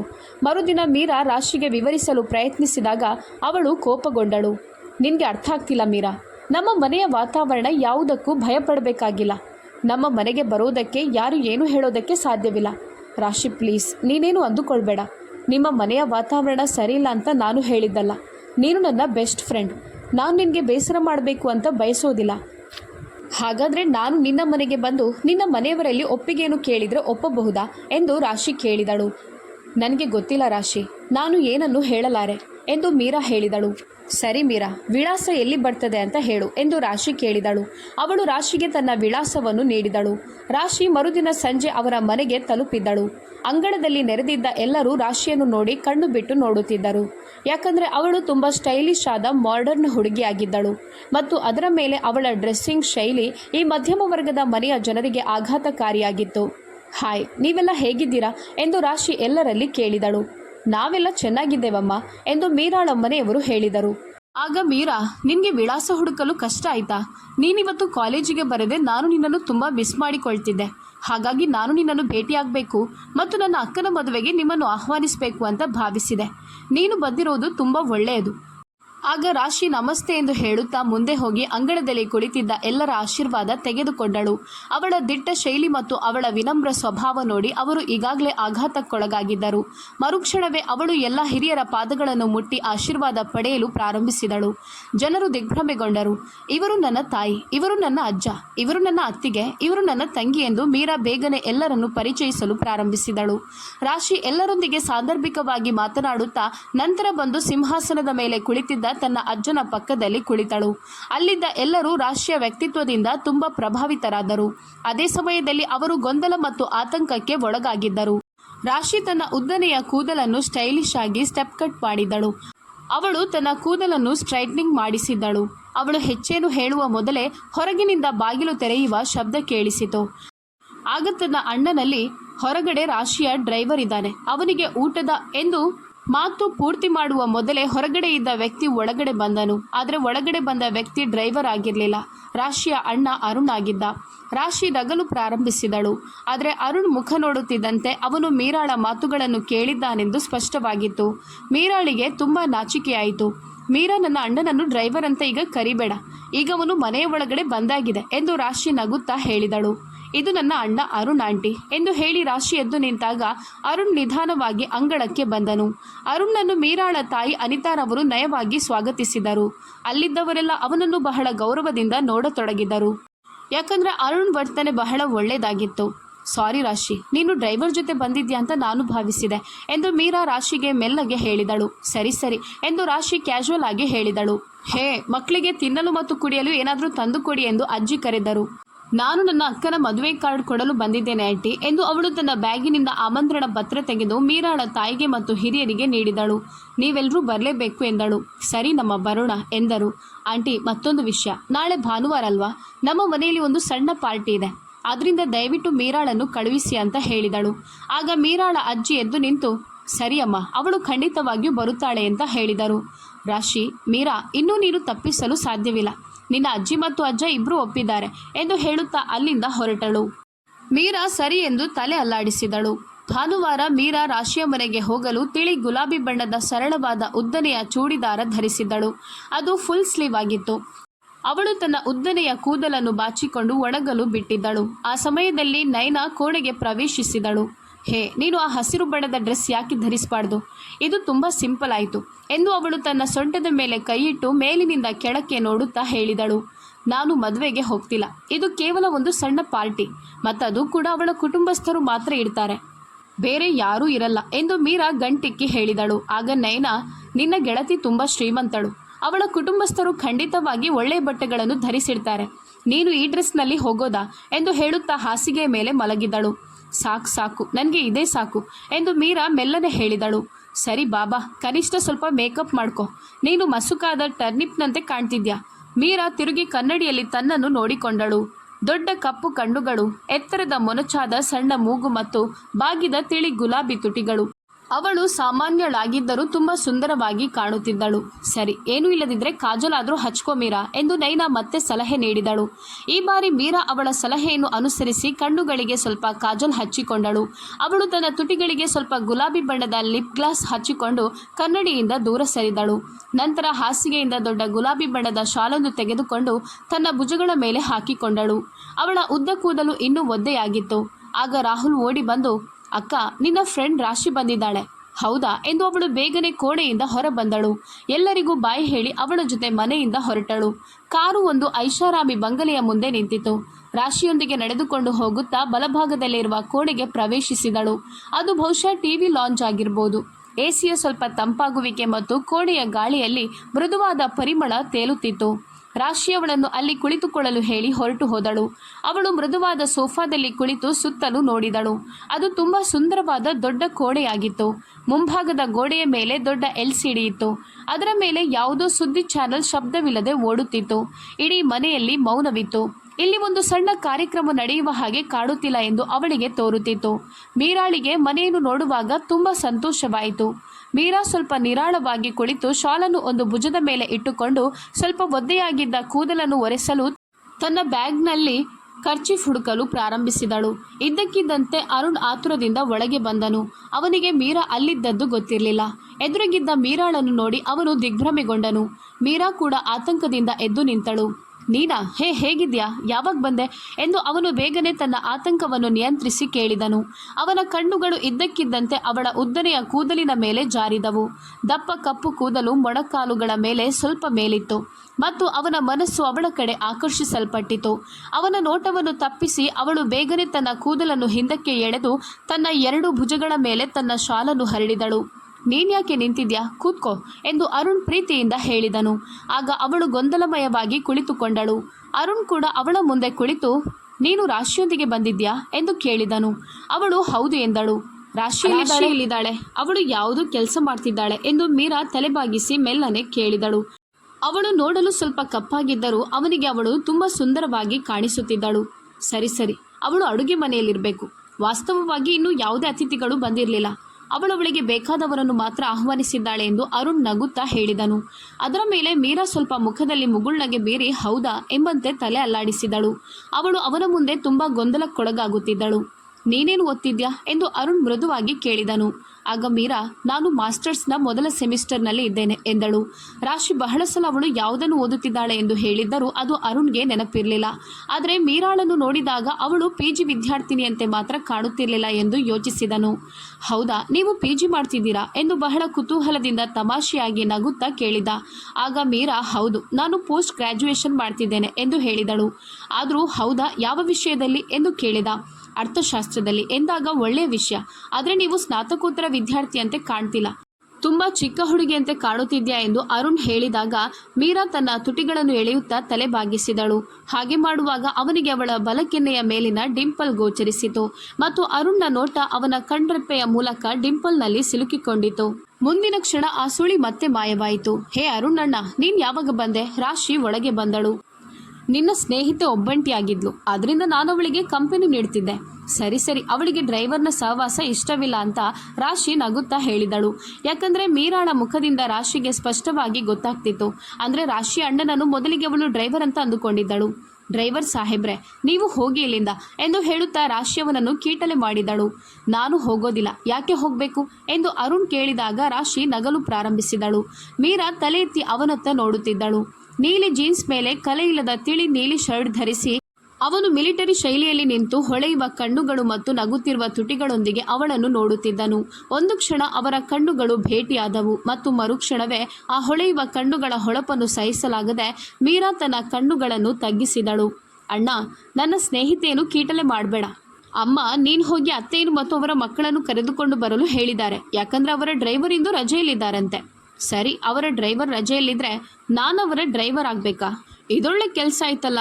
ನಾನು ನನ್ನ ರಜಾ ದಿನಗಳನ್ನು ಕಳೆಯಲು ಬಂದಿದ್ದೇನೆ, ಕಾರು ಚಲಾಯಿಸಲು ಅಲ್ಲ. ಎಲ್ಲರೂ ನನ್ನನ್ನು ಕಾರಿನ ಚಾಲಕ ಅಂತ ಅಂದ್ಕೊಂಡಿದ್ದಾರೆ ಎಂದು ಮೀರಾಳಿಗೆ ಒತ್ತಿ ಗಂಟಿಕ್ಕಿ ಹೇಳಿದನು. ನೀನು ಹೋಗಿ ಅಮ್ಮನ ಮುಂದೆ ಇದನ್ನೆಲ್ಲ ಹೇಳು ನೋಡೋಣ. ನಿನಗೆ ಧೈರ್ಯ ಇದ್ದರೆ ನೀನು ಅಮ್ಮನ ಮುಂದೆ ಹೋಗಿ ಹೇಳು, ನಾನು ಡ್ರೈವರ್ ಅಲ್ಲ. ಅಯ್ಯೋ ದೇವ್ರೆ, ಇಂಥ ಹ್ಯಾಂಡ್ಸಮ್ ಸೈನಿಕನಿಗೆ ಡ್ರೈವರ್ ಆಗುವ ಅವಸ್ಥೆ ಬಂತಲ್ವಾ ಅಂತ ಮೀರಾಳ ಮುಂದೆ ರಾಶಿ ತನ್ನ ಅಣ್ಣನನ್ನು ಕಾಲೆಳೆದಳು. ಅವನು ತುಂಟ ಕೋಪದೊಂದಿಗೆ ಗೊಣಗುತ್ತಾ ಕೋಣೆಯಿಂದ ಹೊರಟು ಹೋದನು. ರಾಶಿ ನಗಲು ಪ್ರಾರಂಭಿಸಿದಳು. ಇವರಿಬ್ಬರ ಸಂಭಾಷಣೆ ನಡುವೆ ಮೀರಾ ಅಪರಿಚಿತಳಂತೆ ತಲೆ ಬಗ್ಗಿಸಿ ನಿಂತಿದ್ದಳು. ಪಾರ್ಟಿ ಶುರುವಾಗಿತ್ತು. ರಾಶಿ ಅವಳನ್ನು ಅನೇಕ ಜನರಿಗೆ ಪರಿಚಯಿಸಿದಳು. ನಂತರ ಅವಳು ತನ್ನ ಅತಿಥಿಗಳೊಂದಿಗೆ ಕಾರ್ಯನಿರತಳಾದಳು. ಅಲ್ಲಿದ್ದ ಎಲ್ಲ ಹುಡುಗಿಯರು ಮತ್ತು ಹುಡುಗರು ಸಾಕಷ್ಟು ಮಾಡರ್ನ್ ಆಗಿದ್ದರು. ಈ ಪಾರ್ಟಿಯಲ್ಲಿ ಹೆಚ್ಚಿನವರು ಮೇಕಪ್ ಮಾಡಿಕೊಂಡು ಮತ್ತು ಸುಂದರವಾದ ಸ್ಟೈಲಿಶ್ ಬಟ್ಟೆಗಳನ್ನು ಧರಿಸಿದ್ದರು. ಮೀರಾಳ ಸರಳ ಅಸ್ತಿತ್ವ ಅವನ ಮುಂದೆ ಸಂಪೂರ್ಣವಾಗಿ ಮರೆಯಾಗಿತ್ತು. ಮೀರಾ ವಾಶ್ರೂಮ್ಗೆ ಹೋಗಬೇಕಿತ್ತು. ಅವಳು ರಾಶಿಯನ್ನು ಕೇಳಿದಳು ಮತ್ತು ಅವಳನ್ನು ಮೇಲಿನ ಮಹಡಿಯ ಕೋಣೆಗೆ ಕರೆದೊಯ್ದು ಸ್ವಲ್ಪ ಸಮಯದ ನಂತರ ಬರುತ್ತೇನೆ ಅಂತ ಹೇಳಿ ಹೊರಟು ಹೋದಳು. ಮೀರಾ ತನ್ನ ಕೂದಲನ್ನು ಆರಾಮವಾಗಿ ಬಾಚಿಕೊಂಡಳು. ನಂತರ ಅವಳು ವಾಶ್ರೂಮ್ಗೆ ಹೋಗಿ ಕೈ ಮತ್ತು ಮುಖ ತೊಳೆದುಕೊಂಡಳು. ಅವಳು ಇನ್ನೂ ಮುಖ ಸ್ವಚ್ಛಗೊಳಿಸುತ್ತಿದ್ದಾಗ ಕೋಣೆಯ ಬಾಗಿಲು ತೆರೆಯಿತು ಮತ್ತು ಯಾರೋ ಒಳಗೆ ರಾಶಿಯ ಹೆಸರನ್ನು ಕರೆಯುತ್ತಿದ್ದರು. ಅವಳು ಹಿಂತಿರುಗಿ ನೋಡಿದಾಗ ಅರುಣ್ ಕೋಣೆಗೆ ಪ್ರವೇಶಿಸುವುದನ್ನು ನೋಡಿದಳು. ಅವನು ಸಂಪೂರ್ಣವಾಗಿ ನಾಚಿಕೆಯಿಂದ ಹೊರಗೆ ಹೋದನು. ಸಾರಿ, ನೀವಿಲ್ಲಿದ್ದೀರಿ ಅಂತ ನನಗೆ ತಿಳಿದಿರಲಿಲ್ಲ. ಅವನು ವಿವರಣೆ ನೀಡುವ ರೀತಿಯಲ್ಲಿ ಹಿಂತಿರುಗಲು ತಿರುಗಿದನು. ಆಗ ಅವಳು ನೋಡಿ ಎಂದು ತಕ್ಷಣ ಹೇಳಿದಳು. ಆಗ ಅರುಣ್ ಏನು ಎಂದು ಆಶ್ಚರ್ಯದಿಂದ ಅವಳನ್ನೇ ನೋಡಿದನು. ಕ್ಷಮಿಸಿ, ನಾನು ನಿಮ್ಮನ್ನು ಉದ್ದೇಶಪೂರ್ವಕವಾಗಿ ಡ್ರೈವರ್ ಅಂತ ಕರೀಲಿಲ್ಲ, ಅವಳು ತಲೆಬಾಗಿ ನಾಚಿಕೆಯಿಂದ ಹೇಳಿದಳು. ಅರುಣ್ ಆಶ್ಚರ್ಯದಿಂದ ಅವಳನ್ನು ನೋಡಿದನು. ಗುಲಾಬಿ ಬಣ್ಣದ ಚೂಡಿದಾರ್ ಧರಿಸಿದ ಮುಗ್ಧ ಹುಡುಗಿಯ ಮುಖದಲ್ಲಿ ವಿಶೇಷ ಹೊಳಪು ಮತ್ತು ಮುಗ್ಧತೆ ಇತ್ತು. ಆ ಹೊಳಪು ಅವಳ ಸಾಮಾನ್ಯ ಮುಖವನ್ನು ತುಂಬಾ ಸುಂದರಗೊಳಿಸಿತ್ತು. ಪರವಾಗಿಲ್ಲ ಎಂದು ಹೇಳಿದನು. ಇಟ್ಸ್ ಓಕೆ ಎಂದು ಅವನವಳನ್ನು ಆಳವಾಗಿ ನೋಡಿದನು. ಇಲ್ಲ, ನನಗೆ ಏನೂ ಬೇಸರವಾಗಲಿಲ್ಲ ಎಂದು ಅರುಣ್ ಮನ ಬಿಚ್ಚಿ ಹೇಳಿದನು. ಆಗ ಮೀರಾ, ನಾನು ನಿಮಗೆ ಬೇಸರವಾಗಿರ್ಬೋದಂತ ಅಂದುಕೊಂಡಿದ್ದೆ, ತನ್ನ ಕಣ್ಣನ್ನು ಅಗಲವಾಗಿ ಮಿಟುಕಿಸುತ್ತಾ ಹೇಳಿದಳು. ಮೀರಾ ಲೈಟಾಗಿ ಕಣ್ಣಿಗೆ ಕಾಜಲ್ ಹಾಕಿದ್ದಳು. ಆ ಕಣ್ಣುಗಳನ್ನು ಅರುಣ್ ನೋಡುತ್ತಿದ್ದಾಗ ಅದರಲ್ಲಿ ನಾಚಿಕೆ ಎದ್ದು ಕಾಣುತ್ತಿತ್ತು. ನೀವೇನು ಚಿಂತೆ ಮಾಡಬೇಡಿ, ನನಗೆ ಏನೂ ಬೇಸರ ಆಗಲಿಲ್ಲ. ನಿಜ ಹೇಳಬೇಕಂದ್ರೆ ನಿಮ್ಮ ಮಾತಿನಿಂದ ನಾನು ತುಂಬ ಎಂಜಾಯ್ ಮಾಡ್ತಿದ್ದೆ ಎಂದು ಅರುಣ್ ಮುಗುಳ್ನಗುತ್ತಾ ಉತ್ತರ ನೀಡಿದನು. ಆಗ ರಾಶಿ ಮನೆಯ ಕೆಲಸದಾಕೆಯ ಜೊತೆ ಒಳಗಡೆ ಬಂದಳು. ಕೆಲಸದಾಕೆಯ ಕೈಯಲ್ಲಿ ಊಟದ ತಟ್ಟೆ ಇತ್ತು. ಆಗ ಅರುಣ್ ಕೇಳಿದನು, ರಾಶಿ, ನನ್ನ ಲ್ಯಾಪ್ಟಾಪ್ ಎಲ್ಲಿಟ್ಟಿದ್ಯಾ? ಅದು ಅಮ್ಮನ ಕೋಣೆಯಲ್ಲಿದೆ ಎಂದು ರಾಶಿ ಉತ್ತರಿಸಿದಳು. ನಂತರ ರಾಶಿ ಕೆಲಸದಾಕೆಯ ಜೊತೆ, ನೀನು ನಮಗೆ ಚಹಾ ಕೂಡ ಇಲ್ಲಿಗೆ ತಂದುಕೊಡು ಎಂದಳು. ಅಣ್ಣ, ನಿನ್ನನ್ನು ಅಮ್ಮ ಕರೀತಿದ್ರು ಎಂದು ರಾಶಿ ಅರುಣ್ ಜೊತೆ ಹೇಳಿದಳು. ಅರುಣ್ ಸರಿ ಎಂದು ಉತ್ತರಿಸುತ್ತಾ ಮೀರಾಳನ್ನು ನೋಡುತ್ತಾ ಹೊರಗಡೆ ಹೋದನು. ರಾಶಿ ಹಾಸಿಗೆಯ ಮೇಲೆ ಕುಳಿತಳು. ಮೀರಾ, ದೇವರಾಣೆ, ನನಗೆ ತುಂಬ ಹಸಿವಾಗಿದೆ, ಬಾ ನಾವಿಬ್ಬರು ಊಟ ಮಾಡೋಣ ಎಂದಳು. ಸರಿ ಎಂದು ಮೀರಾ ಹೇಳಿದಾಗ ಊಟವನ್ನು ತರಿಸಿ ಇಬ್ಬರು ಊಟ ಮಾಡುವಾಗ ಮಾತನಾಡುತ್ತಿದ್ದರು. ಮನೆಯ ಕಾರ್ಯಕ್ರಮಕ್ಕೆ ಬಂದ ಅತಿಥಿಗಳು ಒಬ್ಬೊಬ್ಬರಾಗಿ ಹೊರಟು ಹೋದರು. ಆ ವೇಳೆ ಮೀರಾಳನ್ನು ಮನೆಗೆ ಹೇಗೆ ಕಳುಹಿಸುವುದೆಂಬ ಚಿಂತೆ ರಾಶಿಯನ್ನು ಕಾಡತೊಡಗಿತು. ಅಮ್ಮ, ನಮ್ಮ ಡ್ರೈವರ್ ಅತ್ತೆಯವರನ್ನು ಕರೆದುಕೊಂಡು ಹೋಗಿದ್ದಾನೆ ಅಂತ ರಾಶಿ ಅರ್ಪಿತಾರ ಜೊತೆ ಹೇಳಿದಳು. ಹೌದು ಮಗಳೇ, ಏನಾಯಿತು, ಏನು ವಿಚಾರ ಎಂದು ಅಮ್ಮ ಕೇಳಿದರು. ಅಮ್ಮ, ಈಗ ಮೀರಾಳನ್ನು ಅವಳ ಮನೆಗೆ ಬಿಡಬೇಕಲ್ವಾ ಎಂದು ರಾಶಿ ಹೇಳಿದಳು. ಹೌದು, ಆದರೆ ಡ್ರೈವರ್ ಬರುವ ತನಕ ಕಾಯಬೇಕು ಅಂತ ಅಮ್ಮ ಹೇಳಿದರು. ಆದರೆ ಅಮ್ಮ, ಅವಳ ಅಜ್ಜ ಕತ್ತಲಾಗುವುದಕ್ಕಿಂತ ಮುಂಚೆ ಅವಳನ್ನು ಮನೆಗೆ ಬಿಡಬೇಕು ಅಂತ ಹೇಳಿದ್ದಾರೆ. ಆದರೆ ಈಗ ಏನು ಮಾಡೋದು ಅಂತ ಗೊತ್ತಾಗ್ತಿಲ್ಲ. ಈ ಡ್ರೈವರ್ನನ್ನು ಕಾದ್ರೆ ಆಗ್ಲಿಕ್ಕಿಲ್ಲ. ನಾವೇ ಖುದ್ದಾಗಿ ಮೀರಾಳನ್ನು ಅವಳ ಮನೆಗೆ ಬಿಡುತ್ತೇನೆ ಅಂತ ರಾಶಿ ಹೇಳಿದಳು. ಇಲ್ಲ ಮಗಳೇ, ನೀನೀಗ ಹೋಗಬಾರ್ದು. ಟೈಲರ್ ಬಂದಿದ್ದಾರೆ, ಅವರಿಗೆ ಬಟ್ಟೆ ಅಳತೆ ಬೇಕು. ನೀನು ಅರುಣ್ಗೆ ಹೇಳು, ಅವನು ಮೀರಾಳನ್ನು ಡ್ರಾಪ್ ಮಾಡಲಿ ಅಂತ ಅಮ್ಮ ಹೇಳಿದರು. ರಾಶಿ ಅರುಣ್ ಕೋಣೆಗೆ ಓಡಿದಳು. ಅರುಣ್ ಲ್ಯಾಪ್ಟಾಪ್ ಎದೆಯ ಮೇಲೆ ಇಟ್ಟು ಮಲಗಿದ್ದನು. ಅಣ್ಣ, ಅಣ್ಣ ಎಂದು ರಾಶಿ ಕರೆದಳು. ಅವನು ಕಣ್ಣೆತ್ತಿ ಏನು ಅಂತ ಕೇಳಿದನು. ಅಣ್ಣ, ಡ್ರೈವರ್ ಅತ್ತೆಯನ್ನು ಬಿಟ್ಟು ಬರಲು ಹೋಗಿದ್ದಾರೆ. ಈಗ ಮೀರಾಳನ್ನು ಕರೆದುಕೊಂಡು ಹೋಗಲು ಯಾರೂ ಇಲ್ಲ. ಅದು ಅಲ್ಲದೆ ಈಗ ಕತ್ತಲಾಗ್ತಿದೆ. ಮೀರಾಳನ್ನು ಮನೆಗೆ ಬಿಡಬೇಕು ಅಂತ ರಾಶಿ ಹೇಳಿದಳು. ಆಗ ಅರುಣ್, ಡ್ರೈವರ್ ಅರ್ಧ ಗಂಟೆಯಲ್ಲಿ ಬಂದು ತಲುಪುತ್ತಾನೆ, ಮತ್ತೆ ಅವನೇ ಬಿಡ್ತಾನೆ ಎಂದು ಹೇಳಿದನು. ಆಗ ರಾಶಿ, ಇಲ್ಲ ಅಣ್ಣ, ಅವಳ ಅಜ್ಜ ನನ್ನಲ್ಲಿ ಕತ್ತಲಾಗುವುದಕ್ಕಿಂತ ಮುಂಚೆ ಅವಳನ್ನು ಮನೆಗೆ ಬಿಟ್ಟು ಹೋಗೋ ಜವಾಬ್ದಾರಿ ನಿನ್ನದು ಅಂತ ಹೇಳಿದ್ದಾರೆ. ಅವರಿಗೆ ಮಾತು ನೀಡಿದ್ದೇನೆ. ಅವರು ತುಂಬಾ ಕಟ್ಟುನಿಟ್ಟಿನವರು. ನನಗೆ ತುಂಬಾ ಭಯ ಆಗ್ತಿದೆ. ನಾನವರ ಮಾತಿಗೆ ತಪ್ಪಿದ್ರೆ ಮುಂದೆ ಯಾವತ್ತೂ ಕೂಡ ನನ್ನ ಮೇಲೆ ಅವರು ನಂಬಿಕೆ ಇಡೋದಿಲ್ಲ. ಅದು ಅಲ್ಲದೆ ಮೀರಾಳನ್ನು ಎಲ್ಲಿಗೂ ಬಿಡೋದಿಲ್ಲ ಅಂತ ಹೇಳಿದಳು. ನಾನು ಕ್ಯಾಪ್ಟನ್ ಅರುಣ್, ಆದರೆ ಈಗ ನನ್ನನ್ನು ಡ್ರೈವರ್ ಅರುಣ್ ಮಾಡಿದ್ದಾರೆ ಅಂತ ಹಾಸ್ಯವಾಗಿ ಎಂದು ಹೇಳಿದನು. ಸರಿ ಸರಿ, ನಾನು ಕಾರಿನಲ್ಲಿ ಹೊರಗೆ ಕಾಯ್ತಿದ್ದೇನೆ. ಮೀರಾಳನ್ನು ಕರೆದುಕೊಂಡು ಬಾ ಅಂತ ಅವನು ಹೇಳಿದನು. ಅರುಣ್ ಒಂದು ಕ್ಷಣದಲ್ಲಿ ಹೊರಗೆ ಹೋದ. ರಾಶಿ ಮೀರಾಳನ್ನು ಕರೆದುಕೊಂಡು ಬಂದು, ಸರಿ ಮೀರಾ, ಬಾಯಿ ಅಂತ ಹೇಳಿದಳು. ಮೀರಾ ಆತಂಕದಿಂದ, ನೀನು ಬರ್ತಿಲ್ವಾ ಎಂದು ಕೇಳಿದಳು. ನನಗೆ ಬರಲು ಆಗೋದಿಲ್ಲ. ಟೈಲರ್ ಬರ್ತಿದ್ದಾರೆ. ದಯವಿಟ್ಟು ನನ್ನನ್ನು ಕ್ಷಮಿಸು. ನೀನು ಅಣ್ಣನ ಜೊತೆ ಹೋಗು. ಯಾವ ಭಯ ಪಟ್ಕೊಳ್ಬೇಡ. ಇವನು ದೇಶಕ್ಕಾಗಿ ಹೋರಾಡುವವನು, ನಿನ್ನನ್ನು ರಕ್ಷಿಸುವನು ಎಂದು ರಾಶಿ ಧೈರ್ಯ ತುಂಬಿದ ಮಾತುಗಳನ್ನು ಹೇಳಿದಳು. ಅರುಣ್ ಕಾರಿನೊಳಗೆ ಹಾರ್ನ್ ಹಾಕಿದನು. ಮೀರಾ ತಕ್ಷಣ ಕುಳಿತುಕೊಂಡಳು. ಮೀರಾ, ಮನೆಯ ಮೆಹಂದಿ ಕಾರ್ಯಕ್ರಮಕ್ಕೆ ಖಂಡಿತ ಬರಬೇಕು. ಆಗ ನಿನ್ನನ್ನು ಕರೆದುಕೊಂಡು ಬರುವ ಮತ್ತು ಬಿಡುವ ಜವಾಬ್ದಾರಿ ನನ್ನದು ಎಂದು ರಾಶಿ ಹೇಳಿದಳು. ಸರಿ, ಪರವಾಗಿಲ್ಲ ಎಂದು ಮೀರಾ ನಿಧಾನವಾಗಿ ಉತ್ತರಿಸಿದಳು. ಸರಿ ಸರಿ ಎಂದು ಅರುಣ್ ಕಾರನ್ನು ಮುಂದಕ್ಕೆ ಚಲಾಯಿಸಿದನು. ಕಾರಿನೊಳಗೆ ಎಸಿ ಚಳಿ ಇದ್ದು ಹೊರಗಿನ ಬೇಸಿಗೆಗೆ ತಂಪು ನೀಡುತ್ತಿತ್ತು. ಅರುಣ್ ಪರ್ಫ್ಯೂಮ್ ಸುಗಂಧವು ಕಾರಿನಲ್ಲಿ ಹರಡುತ್ತಿತ್ತು.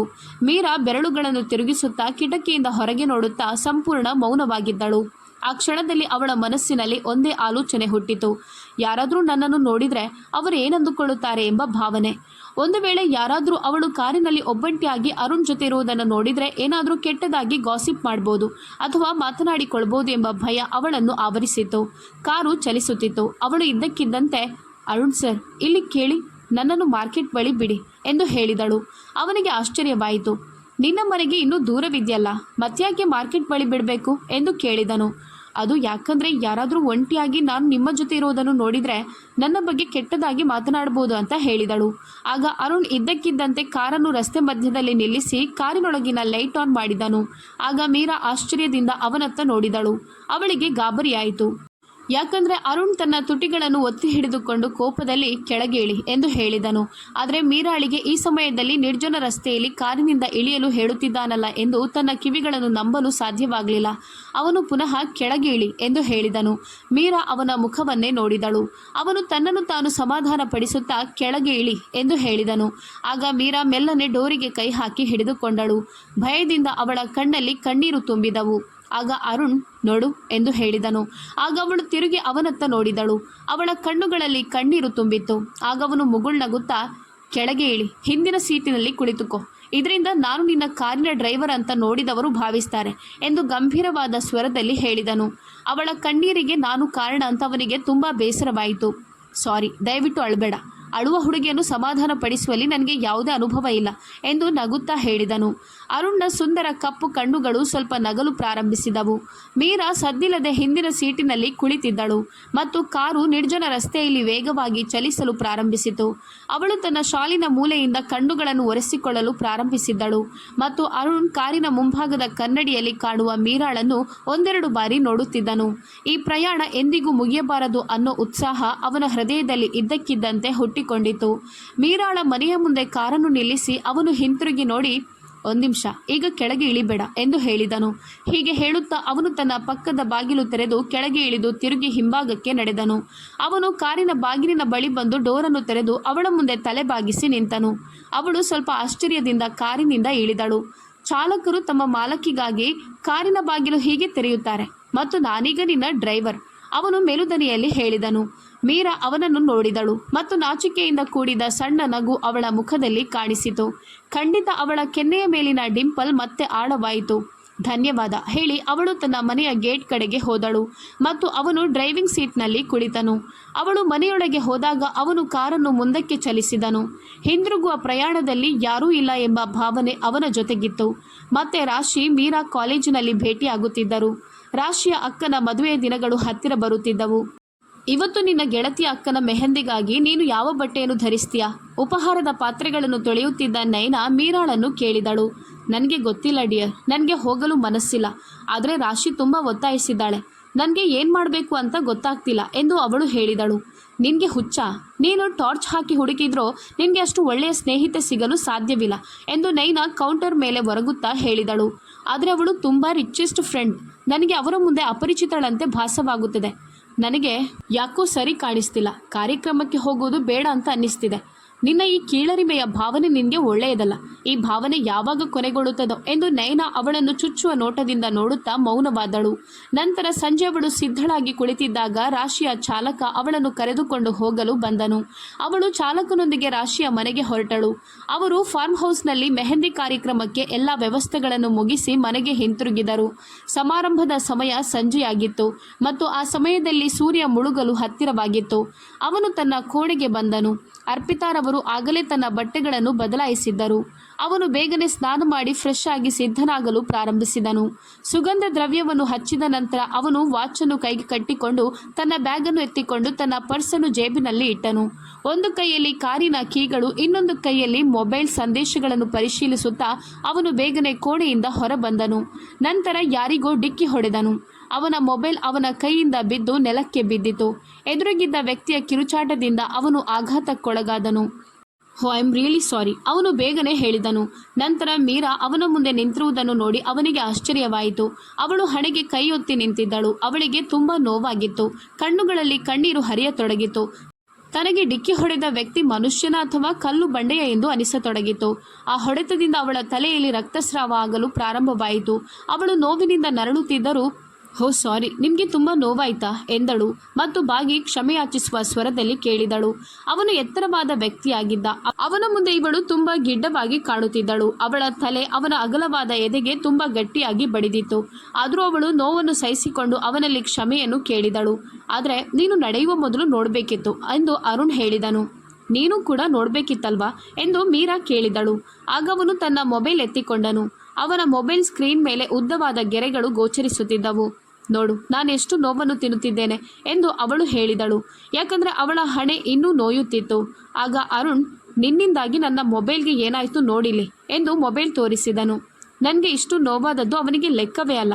ಅವನ ಮೊಬೈಲ್ಗೆ ಗೆರೆ ಬಿದ್ದಿದೆ ಅಂತ ಹೇಳ್ತಿದ್ದಾನೆ ಎಂದು ಅವಳು ಕೋಪಗೊಂಡಳು. ಅವಳು ಕೋಪದಿಂದ ತನ್ನ ಕಾಲನ್ನು ತುಳಿಯುತ್ತಾ ಹೋದಳು. ಅರುಣ್ ಕೂಡ ರಾಶಿಯ ಕೋಣೆಯ ಕಡೆಗೆ ಹೋದನು. ಬಾಗಿಲು ತೆರೆದಿತ್ತು. ರಾಶಿ ಡ್ರೆಸ್ಸಿಂಗ್ ಟೇಬಲ್ ಮುಂದೆ ನಿಂತು ಅವಳ ಮೇಕಪ್ಗೆ ಕೊನೆಯ ಸ್ಪರ್ಶ ನೀಡುತ್ತಿದ್ದಳು. ಮೀರಾ ಹಾಸಿಗೆಯ ಅಂಚಿನಲ್ಲಿ ಅಸಮಾಧಾನದಿಂದ ಕುಳಿತಿದ್ದಳು. ಕ್ಯಾಮರಾ ಚಾರ್ಜ್ ಮಾಡಿದ್ಯಾ ಎಂದು ಅರುಣ್ ಒಳಗೆ ಹೋಗುತ್ತಾ ಕೇಳಿದನು.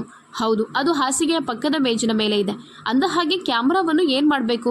ನಿಮ್ಮ ಬಳಿ ನಿಮ್ಮ ಸ್ವಂತ ಕ್ಯಾಮ್ರಾಮ್ಯಾನ್ ಇಲ್ವಾ ಎಂದು ರಾಶಿ ಅವಳ ಲಿಪ್ಸ್ಟಿಕ್ ಛಾಯೆಯನ್ನು ಪರಿಶೀಲಿಸುತ್ತಾ ಕೇಳಿದಳು.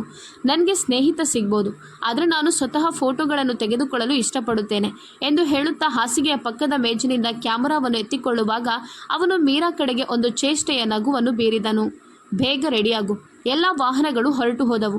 ನಾನು ಕೇವಲ 15 ನಿಮಿಷ ಕಾಯುತ್ತೇನೆ ಎಂದು ಅವನು ರಾಶಿಗೆ ಹೇಳಿ ಕೋಣೆಯಿಂದ ಹೊರಟು ಹೋದನು. ಅವನು ಹೋದ ತಕ್ಷಣ ಮೀರಾ ಕನ್ನಡಿಯ ಮುಂದೆ ನಿಂತು ತನ್ನ ಹಣೆಯ ಮೇಲಿನ ಗುರುತನ್ನು ನೋಡಲಾರಂಭಿಸಿದಳು. ಮೇಕಪ್ ಮುಗಿಸಿದ ರಾಶಿ ಅವಳನ್ನು ನೋಡತೊಡಗಿದಳು. ಮೀರಾ ಎಂದು ರಾಶಿ ಅವಳ ಕಡೆಗೆ ನೋಡುತ್ತಾ ಅವಳ ಹಣೆಯನ್ನು ಮುಟ್ಟಿದಳು. ಹೇ, ಏನಾಯಿತು? ನಾನು ನಿನ್ನ ಅಣ್ಣನಿಗೆ ಡಿಕ್ಕಿ ಹೊಡೆದೆ.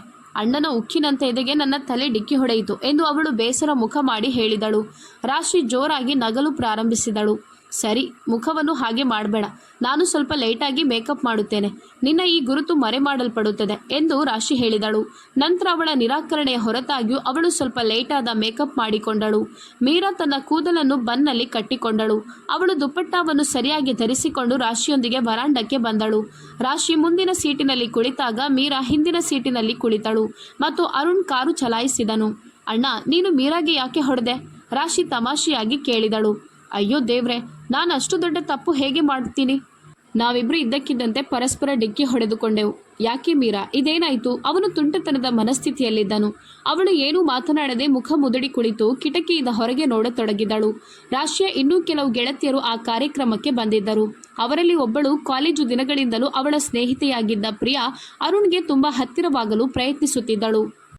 ಇದನ್ನು ನೋಡಿದ ಮೀರಾಳಿಗೆ ಸ್ವಲ್ಪನೂ ಇಷ್ಟವಾಗಲಿಲ್ಲ. ಅವಳ ಹೃದಯದಲ್ಲಿ ಮೌನ ಆವರಿಸುತ್ತಿತ್ತು. ಇಲ್ಲ, ಆ ವ್ಯಕ್ತಿಯ ಬಗ್ಗೆ ಯೋಚಿಸಲು ಸಾಧ್ಯವಿಲ್ಲ. ಅವನೆಂದಿಗೂ ನನ್ನವನಾಗಲು ಸಾಧ್ಯವಿಲ್ಲ. ನಾನು ಭೂಮಿಯ ಮೇಲಿನ ಧೂಳು ಮತ್ತು ಅವನು ಆಕಾಶದಲ್ಲಿರುವ ಚಂದ್ರ ಎಂದು ಅವಳ ಹೃದಯ ಅವಳಿಗೆ ನೆನಪಿಸಿತು. ನಂತರ ಅವಳ ಮನಸ್ಸು ಚಂಚಲವಾಗಿತ್ತು, ಯಾವುದರಲ್ಲೂ ಆಸಕ್ತಿ ಇರಲಿಲ್ಲ. ಅವಳು ಅಲ್ಲಿಂದ ಮನೆಗೆ ಹಿಂತಿರುಗಿದಾಗ ಒಂದು ಬಿರುಗಾಳಿ ಅವಳಿಗಾಗಿ ಕಾಯುತ್ತಿತ್ತು. ಅವಳ ಸೋದರತ್ತೆ ಮನೆಯಲ್ಲಿದ್ದರು. ಅವಳನ್ನು ನೋಡಿದ ತಕ್ಷಣ ಅವರು ಎದ್ದು ಜೋರಾಗಿ ಕೂಗಲು ಪ್ರಾರಂಭಿಸಿದರು. ಹೇ, ನಮ್ಮ ಮನೆಯಲ್ಲಿ ಹುಡುಗಿಯರು ಮಧ್ಯರಾತ್ರಿ ಮನೆಯಿಂದ ಹೊರಗೆ ಇದ್ದು ನಂತರ ಡ್ರೈವರ್ ಜೊತೆ ಮನೆಗೆ ಮರಳೋದು ಎಂದಾದರೂ ಸಂಭವಿಸಿದ್ಯಾ? ಅಣ್ಣ ಅವಳಿಗೆ ತುಂಬ ಸ್ವಾತಂತ್ರ್ಯ ನೀಡಿದ್ದಾನೆ. ಒಂದು ದಿನ ನಿಮ್ಮ ಎಲ್ಲ ಕನಸುಗಳು ಭಗ್ನಗೊಳ್ಬೋದು. ನಂತರ ನಿಮ್ಮ ತಲೆಯನ್ನು ಹಿಡಿದು ಕುಳಿತುಕೊಳ್ಳಿ. ಈ ರೀತಿಯ ಹುಡುಗಿಯರು ಹೊರಗೆ ಹೆಜ್ಜೆ ಹಾಕಿದಾಗ ಅವರು ಯಾವಾಗ ದಾರಿ ತಪ್ಪುತ್ತಾರೆ ಗೊತ್ತಿಲ್ಲ. ನಾನು ನಿಮ್ಮೊಂದಿಗೆ ನನ್ನ ಮೈದುನನ ಸಂಬಂಧದ ಬಗ್ಗೆ ಮಾತನಾಡಿದ್ದೆ, ಗೊತ್ತು ತಾನೆ? ಈಗ ವಿಜಯ್ ಈ ಮದುವೆ ಈ ತಿಂಗಳು ಆಗಬೇಕು ಅಂತ ಬಯಸ್ತಿದ್ದಾನೆ. ನನ್ನ ಮೈದುನ ಅವಳು ಕಾರಲ್ಲಿ ಬರೋದನ್ನು ಮತ್ತು ಹೋಗೋದನ್ನು ನೋಡಿ ಚಿಂತೆಗೀಡಾಗಿದ್ದಾನೆ. ಇಂದವನು ಮಧ್ಯರಾತ್ರಿ ಮನೆಯಿಂದ ಹೊರಗಿದ್ದಾಳೆ ಅಂತ ಹೇಳಿದ. ಅದಕ್ಕೋಸ್ಕರ ನಾನು ಓಡಿ ಬಂದೆ. ಈಗ ಸಾಕು, ಅವಳು ಮತ್ತೆ ಹೊರಗೆ ಹೋಗೋದನ್ನು ನಾನು ನೋಡಬಾರ್ದು. ನೀವು ಆದಷ್ಟು ಬೇಗ ಮದುವೆಗೆ ಸಿದ್ಧತೆಗಳನ್ನು ಪ್ರಾರಂಭಿಸಬೇಕು. ಯಾಕಂದರೆ ಮದುವೆ 1 ತಿಂಗಳೊಳಗೆ ನಡೆಯುತ್ತದೆ. ನೀವು ವರದಕ್ಷಿಣೆ ಇತ್ಯಾದಿಗಳನ್ನು ತಯಾರಿಸಲು 1 ತಿಂಗಳು ಸಾಕು. ಮದುವೆಯ ಸಿದ್ಧತೆಗಳ ಜೊತೆಗೆ ವರದಕ್ಷಿಣೆಗೆ ತಯಾರಿ ನಡೆಸ್ತೀರಿ ಅಂತ ಅಂದುಕೊಂಡಿದ್ದೇನೆ. ನಾನು ನಿಮಗೆ ವರದಕ್ಷಿಣೆ ಪಟ್ಟಿಯನ್ನು ನೀಡುತ್ತೇನೆ. ಅವಳು ನಿರಂತರವಾಗಿ ಮಾತನಾಡುತ್ತಲೇ ಇದ್ದಳು. ಎಲ್ಲರೂ ಕಣ್ಣುಗಳನ್ನು ಕೆಳಗೆ ಇಟ್ಟು ಕುಳಿತಿದ್ದರು. ಯಾರೂ ಅವಳನ್ನು ಬೆಂಬಲಿಸಲು ಮುಂದೆ ಬರಲಿಲ್ಲ. ಮೀರಾ ಮನಸ್ಸು ತುಂಬಾ ನೋವಾಗಿತ್ತು. ಅವಳು ಅಲ್ಲಿಂದ ಅಳುತ್ತಾ ತನ್ನ ಕೋಣೆಗೆ ಹೋಗಿ ಇಡೀ ರಾತ್ರಿ ಅಳುತ್ತಲೇ ಇದ್ದಳು. ಅಳೋದ್ರಿಂದ ಮರುದಿನ ಬೆಳಗ್ಗೆ ಅವಳು ಜ್ವರದಿಂದ ಬಳಲುತ್ತಿದ್ದಳು ಮತ್ತು ಬಹುಶಃ ವಿಜಯ್ನಂತಹ ಕಡಿಮೆ ಚಿಂತನೆಯ ವ್ಯಕ್ತಿಯನ್ನು ಮದುವೆಯಾಗುವ ಭಯವು ಅವಳ ಮನಸ್ಸಿನಲ್ಲಿ ತುಂಬಾ ಆತಂಕವನ್ನು ಉಂಟು ಮಾಡಿತ್ತು. ಯಾವುದೇ ಕಾರಣಕ್ಕೂ ನಾನು ಆತನನ್ನು ಮದುವೆಯಾಗುವುದಿಲ್ಲ ಎಂದು ನಿರ್ಧರಿಸಿದ್ದಳು. ಆದರೆ ಇಂದು ಸುನೈನಾಳ ಮದುವೆ ಮೆರವಣಿಗೆ ಮತ್ತು ಅರುಣ್ ಬೆಳಗ್ಗೆಯಿಂದ ತುಂಬಾ ಕಾರ್ಯನಿರತನಾಗಿದ್ದನು. ಹೋಟೆಲ್ನಲ್ಲಿ ಎಲ್ಲ ವ್ಯವಸ್ಥೆಗಳನ್ನು ಅವನು ನೋಡಿಕೊಳ್ಳುತ್ತಿದ್ದನು. ಸ್ವಲ್ಪ ಸಮಯದ ನಂತರ ಮದುವೆ ಮೆರವಣಿಗೆಯು ಬಂದಿತ್ತು. ಆದರೆ ಅವನು ಕಾಯುತ್ತಿದ್ದ ಮೆರವಣಿಗೆ ಇನ್ನೂ ಬಂದಿರಲಿಲ್ಲ. ಅವಳು ಬರುತ್ತಾಳೆ ಎಂದು ಆಶಿಸಿ ಅವನು ಹಲವಾರು ಬಾರಿ ಬಾಗಿಲಿನ ಕಡೆಗೆ ನೋಡಿದನು. ನಂತರ ಅವನು ತಿರುಗಿ ವಧುವಿನ ಕೋಣೆಯ ಕಡೆಗೆ ವೇಗವಾಗಿ ಚಲಿಸಿದನು. ಬಾಗಿಲು ಲಾಕ್ ಮಾಡಿ ಒಳಗೆ ಬಂದಾಗ ಸುನೈನಾ ಮತ್ತು ರಾಶಿ ಸೆಲ್ಫಿ ತೆಗೆದುಕೊಳ್ಳುತ್ತಿದ್ದರು. ನನ್ನ ಗೊಂಬೆ ತುಂಬ ಮುದ್ದಾಗಿ ಕಾಣ್ತಿದ್ಯಾ, ಅವನು ಸುನೈನಾಳ ಹಣೆಗೆ ಮುತ್ತಿಟ್ಟು ಹೇಳಿದ. ಆಗ ಸುನೈನಾ ಥ್ಯಾಂಕ್ ಯು ಅಣ್ಣ ಎಂದು ಹೇಳಿದಳು. ಈಗ ನೀನು ಕೂಡ ಅಮ್ಮನಿಗೆ ಬೇಗ ಸೊಸೆಯನ್ನು ಕೊಡಬೇಕು ಎಂದು ಅವಳು ಮುಗುಳ್ನಗುತ್ತಾ ಹೇಳಿದಳು. ಆಗ ಅರುಣ್ ಎಲ್ಲ ದೇವರ ಇಚ್ಛೆ ಎಂದು ಹೇಳುತ್ತಾ ರಾಶಿಯ ಕೈ ಹಿಡಿದು ಹೊರಗೆ ಕರೆದೊಯ್ದನು. ರಾಶಿ, ನಿನ್ನ ಸ್ನೇಹಿತೆ ಯಾಕೆ ಬರಲಿಲ್ಲ? ಯಾರು ಎಂದು ಅವಳು ಆಶ್ಚರ್ಯದಿಂದ ಕೇಳಿದಳು. ಅವಳು ತುಂಬ ಮುಗ್ಧಳು ಎಂದನು. ಆಗ ರಾಶಿ ಅವಳ ಹೆಸರೇನು ಎಂದು ಕೇಳಿದಳು. ಅದೇ ಮೀರಾ, ಅವನು ಬೇಗನೆ ಹೇಳಿದನು. ಅವಳು ಬರಲಿಲ್ಲ. ವಾಸ್ತವವಾಗಿ ನಾನು ಕರೆ ಮಾಡಿದೆ. ಅವಳ ತಾಯಿ ಅವಳಿಗೆ ತುಂಬ ಜ್ವರ ಇದೆ, ಆದ್ದರಿಂದ ಅವಳು ಬರಲು ಸಾಧ್ಯವಿಲ್ಲ ಅಂತ ತಿಳಿಸಿದ್ರು. ನಾನು ಅವಳೊಂದಿಗೆ ಮಾತನಾಡಿದೆ. ನನಗೆ ಅವಳೊಂದಿಗೆ ಮಾತನಾಡಲು ಸಹ ಸಾಧ್ಯವಾಗಲಿಲ್ಲ. ಜ್ವರದಿಂದ ಅವಳ ಧ್ವನಿ ನಡುಗ್ತಿತ್ತು ಎಂದು ರಾಶಿ ತನ್ನ ಅಣ್ಣನಲ್ಲಿ ಹೇಳಿದಳು. ಹೌದಾ, ಸರಿ, ಪರವಾಗಿಲ್ಲ, ಅವನು ಮೃದುವಾಗಿ ಹೇಳಿದನು. ನಂತರ ಅತಿಥಿಗಳನ್ನು ಭೇಟಿ ಮಾಡಲು ಹೊರಗೆ ಹೋದನು. ಆದರೆ ಅವನ ಹೃದಯ ಯಾಕೆ ದುಃಖಿತವಾಗಿದೆ ಎಂದು ಅವನಿಗೆ ತಿಳಿದಿರಲಿಲ್ಲ. ಅವರು ಬೀಳ್ಕೊಡುವ ಸಮಯದಲ್ಲಿ ಮನೆಗೆ ಹಿಂತಿರುಗಿದಾಗ ಅವನು ತನ್ನ ಬಟ್ಟೆಗಳನ್ನು ಬದಲಾಯಿಸಿದನು. ಸೋಫಾದಲ್ಲಿ ಕುಳಿತು ತಲೆಯನ್ನು ಹಿಂದಕ್ಕೆ ಹೊರಗೆ ಅವಳ ಬಗ್ಗೆ ಯೋಚಿಸಲು ಪ್ರಾರಂಭಿಸಿದನು. 3 ದಿನಗಳು ಕಳೆದವು. ಅವನು ಇಂದು ತನ್ನ ಸ್ನೇಹಿತರೊಂದಿಗೆ ಹೊರಗೆ ಹೋದನು. ಹಿಂತಿರುಗಿದಾಗ ರಾಶಿ ಸಿದ್ಧಳಾಗುತ್ತಿದ್ದಳು. ನೀನೆಲ್ಲಿಗೆ ಹೋಗಲು ಹೊರಟಿದ್ಯಾ ಎಂದು ಕೇಳಿದನು. ಆಗ ಮೀರಾಳ ಅಣ್ಣ ಕರೆ ಮಾಡಿದ್ದಾನೆ. ಅವಳಿಗೆ ಇವತ್ತು ನಿಶ್ಚಿತಾರ್ಥವಂತೆ. ಅವಳನ್ನು ಬ್ಯೂಟಿ ಪಾರ್ಲರ್ಗೆ ಕರೆದುಕೊಂಡು ಹೋಗ್ಬೇಕಂತೆ. ಅವಳು ಹೋಗೋದಕ್ಕೆ ಕೇಳ್ತಿಲ್ಲ. ನೀನು ಬಂದು ಸಮಾಧಾನ ಮಾಡಿ ಕರೆದುಕೊಂಡು ಹೋಗು ಅಂತ ಹೇಳ್ತಿದ್ದಾನೆ ಎಂದು ತಿಳಿದು ಅರುಣ್ ಆಶ್ಚರ್ಯದಿಂದ ಕೇಳಿದನು. ಏನ್ ರಾಶಿ, ಮೀರಾಳಿಗೆ ನಿಶ್ಚಿತಾರ್ಥನ? ನನಗೂ ಈ ವಿಷಯ ಗೊತ್ತಿರಲಿಲ್ಲ ಅಣ್ಣ. ಅವಳ ಅಣ್ಣ ಕರೆ ಮಾಡಿ ಹೇಳಿದಾಗ ಗೊತ್ತಾದದ್ದು. ಯಾರು ಹುಡುಗ ಅಂತ ನಾನಲ್ಲಿ ಹೋಗಿ ನೋಡ್ಬೇಕಷ್ಟೆ ಎಂದು ರಾಶಿ ಹೇಳಿದಳು. ಅವರಿಗೆ ಅದು ದೊಡ್ಡ ವಿಷಯವಾಗಿರಲಿಲ್ಲ. ಆದರೆ ಯಾಕೆ ನನ್ನ ಗೆಳತಿ ನನಗೆ ಈ ವಿಷಯವನ್ನು ಮುಚ್ಚಿಟ್ಟಿದ್ದಾಳೆ ಎಂಬ ಒಂದು ಗೊಂದಲವು ರಾಶಿಯ ಮನಸ್ಸಿನಲ್ಲಿ ನೆಲೆಗೊಂಡಿತ್ತು. ಆದರೆ ಅರುಣ್ ಮನಸ್ಸಿನಲ್ಲಿ ಏನೂ ಓಡಾಡ್ತಿತ್ತು ಎಂಬುದು ಯಾರಿಗೂ ಗೊತ್ತಿರಲಿಲ್ಲ. ಅರ್ಪಿತಾರವರು, ಅಲ್ಲ ಮಗನೇ, ನಮ್ಮ ಕಾರಿನ ಡ್ರೈವರ್ ತನ್ನ ಹೆಂಡತಿಗೆ ಆರೋಗ್ಯ ಸರಿಯಿಲ್ಲ ಅಂತ ಊರಿಗೆ ಹೋಗಿದ್ದಾರೆ. ಈಗ ಯಾರು ನಮ್ಮನ್ನು ಕರೆದುಕೊಂಡು ಹೋಗೋದು ಎಂದು ಕೇಳ್ತಿದ್ದಾಗ ಅರುಣ್ ಕಲ್ಲು ಬಂಡೆಯಂತೆ ಅಲ್ಲಿ ನಿಂತಿದ್ದನು. ಅವನಿಗೆ ಏನು ಹೇಳಬೇಕು ಏನು ಹೇಳಬಾರ್ದಂತ ಗೊತ್ತಾಗ್ತಿರ್ಲಿಲ್ಲ. ಮತ್ತೆ ರಾಶಿ ತನ್ನ ಅಣ್ಣ ಅರುಣ್ ಜೊತೆ ಬಾ, ನಾವು ಹೋಗೋಣ ಎಂದು ಹೇಳಿ ಕರೆದುಕೊಂಡು ಹೋದಳು. ಕಾರು ಮೀರಾಳ ಮನೆಯ ಮುಂದೆ ನಿಂತಿತ್ತು. ಅಲ್ಲಿ ಎಲ್ಲ ವ್ಯವಸ್ಥೆ ಏರ್ಪಾಡಾಗಿತ್ತು. ಅತಿಥಿಗಳನ್ನು ಸ್ವಾಗತಿಸಲು ಬೇಕಾದ ವ್ಯವಸ್ಥೆ ನಡೆಸಲಾಗಿತ್ತು. ಅವರು ಎಲ್ಲರಂತೆ ಅಲ್ಲಿ ಹೋಗಿ ಕುಳಿತರು. ಅವರು ಕುಳಿತಿದ್ದಾಗ ಒಬ್ಬ ಮಹಿಳೆಯ ಕೂಗುವ ಶಬ್ದ ಕೇಳಿಸಿತು. ನೀವೇನು ವ್ಯವಸ್ಥೆ ಮಾಡಿದ್ದೀರಿ? ನೀವಿದನ್ನು ಹೋಟೆಲ್ನಲ್ಲಿ ಮಾಡ್ಬೋದಿತ್ತಲ್ವಾ? ನಾವು ಸಾವಿಗೆ ಬಂದ ಮನೆಯಂತೆ ತೋರ್ತಿದೆ. ನನ್ನ ಏಕೈಕ ಮೈದುನನ ನಿಶ್ಚಿತಾರ್ಥ ಆಗ್ತಿದೆ. ನನ್ನ ಗಂಡನ ಮನೆಯಲ್ಲಿ ನನ್ನ ಗೌರವ ಉಳಿಯುತ್ತದಾ? ನಾನು ಹೇಗೋ ನನ್ನ ಅತ್ತೆಯನ್ನು ಮನವೊಲಿಸಿದ್ದೇನೆ. ಅದೂ ಅಲ್ಲದೆ ನಿಮ್ಮ ಈ ಕಪ್ಪು ಹುಡುಗಿಯನ್ನು ಮದುವೆ ಆಗಲು ನನ್ನ ಮೈದುನ ಒಪ್ಪಿಕೊಂಡಿದ್ದಾನೆ ಅನ್ನೋದೇ ಒಂದು ಪುಣ್ಯ. ಅಲ್ಲದೆ ನಾನು ನನ್ನ ಅತ್ತೆ ಮತ್ತು ಮೈದುನನ್ನು ಅವಳನ್ನು ಮದುವೆ ಆಗುವಂತೆ ಮನವೊಲಿಸಿ ಒಪ್ಪಿಸಿದ್ದೇನೆ. ಇದಕ್ಕೆ ನೀವು ನನಗೆ ಕೃತಜ್ಞಳಾಗಿರಬೇಕು. ಮದುವೆಯ ಬಗ್ಗೆ ನಾನು ಮತ್ತು ನನ್ನ ಅತ್ತೆ 2 ಜೊತೆ ಕಿವಿಯೋಲೆಗಳನ್ನು ಬಯಸ್ತೇವೆ. ನೀವು ಅವುಗಳನ್ನು ಮಾಡಿಸಿದ್ದೀರಾ? ಆ ಮಹಿಳೆ ಕೂಗುತ್ತಿದ್ದಳು ಮತ್ತು ಅವಳು ಮಾತನಾಡುವ ಶೈಲಿಯಿಂದ ಅವಳು ಮೀರಾಳ ಸೋದರತ್ತೆ ಎಂದು ಸ್ಪಷ್ಟವಾಯಿತು. ಅವಳು ಎಂಥ ನೀಚ ಮಹಿಳೆ! ಓ ದೇವ್ರೆ, ತನ್ನ ಸ್ವಂತ ಅಣ್ಣನ ಮನೆಯಲ್ಲಿ ಹೀಗೆ ಮಾತನಾಡ್ತಿದ್ದಾಳೆ. ಸಹೋದರಿಯರು ತಮ್ಮ ಅಣ್ಣನಿಗಾಗಿ ಸಾಯ್ತಾರೆ. ಅವಳಿಗೆ ತನ್ನ ಅಣ್ಣನ ಬಗ್ಗೆ ಯಾವುದೇ ಗೌರವವಿಲ್ಲ. ನಿನ್ನ ಅಣ್ಣ ನಿನಗಾಗಿ ಮತ್ತು ನಿನ್ನ ಅತ್ತೆಗಾಗಿ 2 ತೊಲ ಚಿನ್ನವನ್ನು ಎಲ್ಲಿಂದ ತರ್ತಾನೆ? ನಿನ್ನಂಥ ಮಾಟಗಾತಿ ನನ್ನ ಮನೆಯಲ್ಲಿ ಹುಟ್ಟಿ ತನ್ನ ಅಣ್ಣನ ಮನೆಯನ್ನು ದೋಚಲು ಬಯಸ್ತಾಳೆ ಎಂದು ನಾನಂದುಕೊಂಡಿರಲಿಲ್ಲ. ನಾನು ಏನು ತಿಂದು ನಿನಗೆ ಜನ್ಮ ನೀಡಿದ್ದೇನೆ ಅಂತ ನನಗೆ ತಿಳಿದಿಲ್ಲ ಎಂದು ಮೀರಾಳ ಅಜ್ಜಿ ಕೇಳುತ್ತಿದ್ದಳು. ನಿಮಗೆ ಯಾವುದೇ ವರದಕ್ಷಿಣೆ ಅಥವಾ ಚಿನ್ನ ಸಿಗೋದಿಲ್ಲ. ನನ್ನ ಮಗ ತನ್ನ ಜೀವನದುದ್ದಕ್ಕೂ ಕಷ್ಟಪಟ್ಟು ಕೆಲಸ ಮಾಡಿದ್ದಾನೆ. ಮೊದಲು ಅವನು ತನ್ನ ತಂಗಿಯರನ್ನು ಮದುವೆ ಮಾಡಿಸಿದ, ಮತ್ತು ಈಗ ಅವನ ಹೆಣ್ಣು ಮಕ್ಕಳ ಸರದಿ. ಅವನು ತನ್ನ ಜೀವನದುದ್ದಕ್ಕೂ ಸಂತೋಷದ ಜೀವನವನ್ನು ನಡೆಸಲಿಲ್ಲ. ಆದರೆ ಇಂದು ತನ್ನ ಸಹೋದರನನ್ನು ಬೆಂಬಲಿಸುವ ಬದಲು ನೀನು ಅಣ್ಣನ ಮನೆಯವರನ್ನು ಬೆಂಬಲಿಸಿ ಮಾತನಾಡ್ತಿದ್ಯಾ? ನಿನ್ನ ಅಣ್ಣನ ಕಷ್ಟ ನಿನಗೆ ಗೊತ್ತಿಲ್ವಾ? ಅವರು ಕೇಳಿದ್ದಾರೆ ಅಂತ ನೀನು ಮಾತನಾಡೋದು ಸರಿನಾ? ಮೀರಾಳ ಅಜ್ಜಿ ತನ್ನ ಮಗಳ ಮಾತುಗಳನ್ನು ಸಹಿಸಲಾರದೆ ಕೆಟ್ಟದಾಗಿ ಬೈದು ಸಿಡಿದೆದ್ದರು. ಅಲ್ಲಿ ಯುದ್ಧ ಪ್ರಾರಂಭವಾಯಿತು. ಎಲ್ಲರೂ ಆಸಕ್ತಿಯಿಂದ ನೋಡುತ್ತಿದ್ದರು. ನಾನೀಗ ನನ್ನ ಮೈದುನನ ಮದುವೆಯನ್ನು ಆಗಲು ಬಿಡೋದಿಲ್ಲ. ಅವನಿಗೆ ಹುಡುಗಿಯರ ಕೊರತೆ ಇಲ್ಲ. ನಿಮ್ಮ ಕಪ್ಪು ಹುಡುಗಿಯನ್ನು ಮದುವೆ ಆಗಲು ಯಾವ ರಾಜಕುಮಾರ ಬರುತ್ತಾನೆ ಅಂತ ನಾನು ನೋಡ್ತೀನಿ. ವರದಕ್ಷಿಣೆ ಇಲ್ಲದೆ ಅವಳನ್ನು ಯಾರು ಕರೆದೊಯ್ಯುತ್ತಾರೆಂಬುದನ್ನು ಕೂಡ ನಾನು ನೋಡುತ್ತೇನೆ. ಇಂಥ ಮುಖ ಹೊಂದಿರುವ ಹುಡುಗಿಯನ್ನು ಯಾರೂ ಲಕ್ಷ ಲಕ್ಷ ಕೊಟ್ಟರೂ ಮದುವೆ ಆಗುವುದಿಲ್ಲ ಎಂದು ಮೀರಾಳ ಅತ್ತೆ ಮತ್ತೆ ಮತ್ತೆ ವಿಷವನ್ನು ಕಾರುತ್ತಿದ್ದಳು. ಸಾಕು ಸಾಕು, ನೀನು ಹೀಗೆ ಮಾತನಾಡ್ತೀಯ ಅಂತ ನೀನು ಕೇಳಿದ ಹಾಗೆ ವರದಕ್ಷಿಣೆ ಕೊಡಲು ತಯಾರಿಲ್ಲ. ನಿನ್ನ ಮಗಳಂತಿರುವ ನಿನ್ನ ಸೊಸೆ ಬಗ್ಗೆ ಈ ರೀತಿ ಮಾತನಾಡಲು ನಿನಗೆ ನಾಚಿಕೆ ಆಗೋದಿಲ್ವಾ?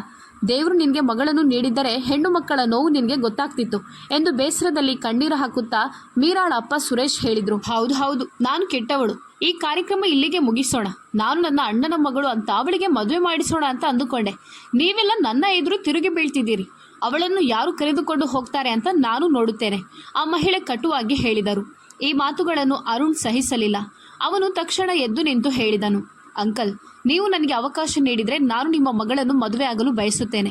ಹೆಣ್ಣು ಮಕ್ಕಳ ಮನೆಗಳನ್ನು ವರದಕ್ಷಿಣೆ ಮತ್ತು ಹಣದಿಂದ ರಕ್ಷಿಸುವುದು ಅನಿವಾರ್ಯವಲ್ಲ ಅಂತ ನಾನು ಈ ಜಗತ್ತಿಗೆ ಹೇಳಲು ಬಯಸುತ್ತೇನೆ. ಅದು ವಿಧಿಯ ವಿಷಯ.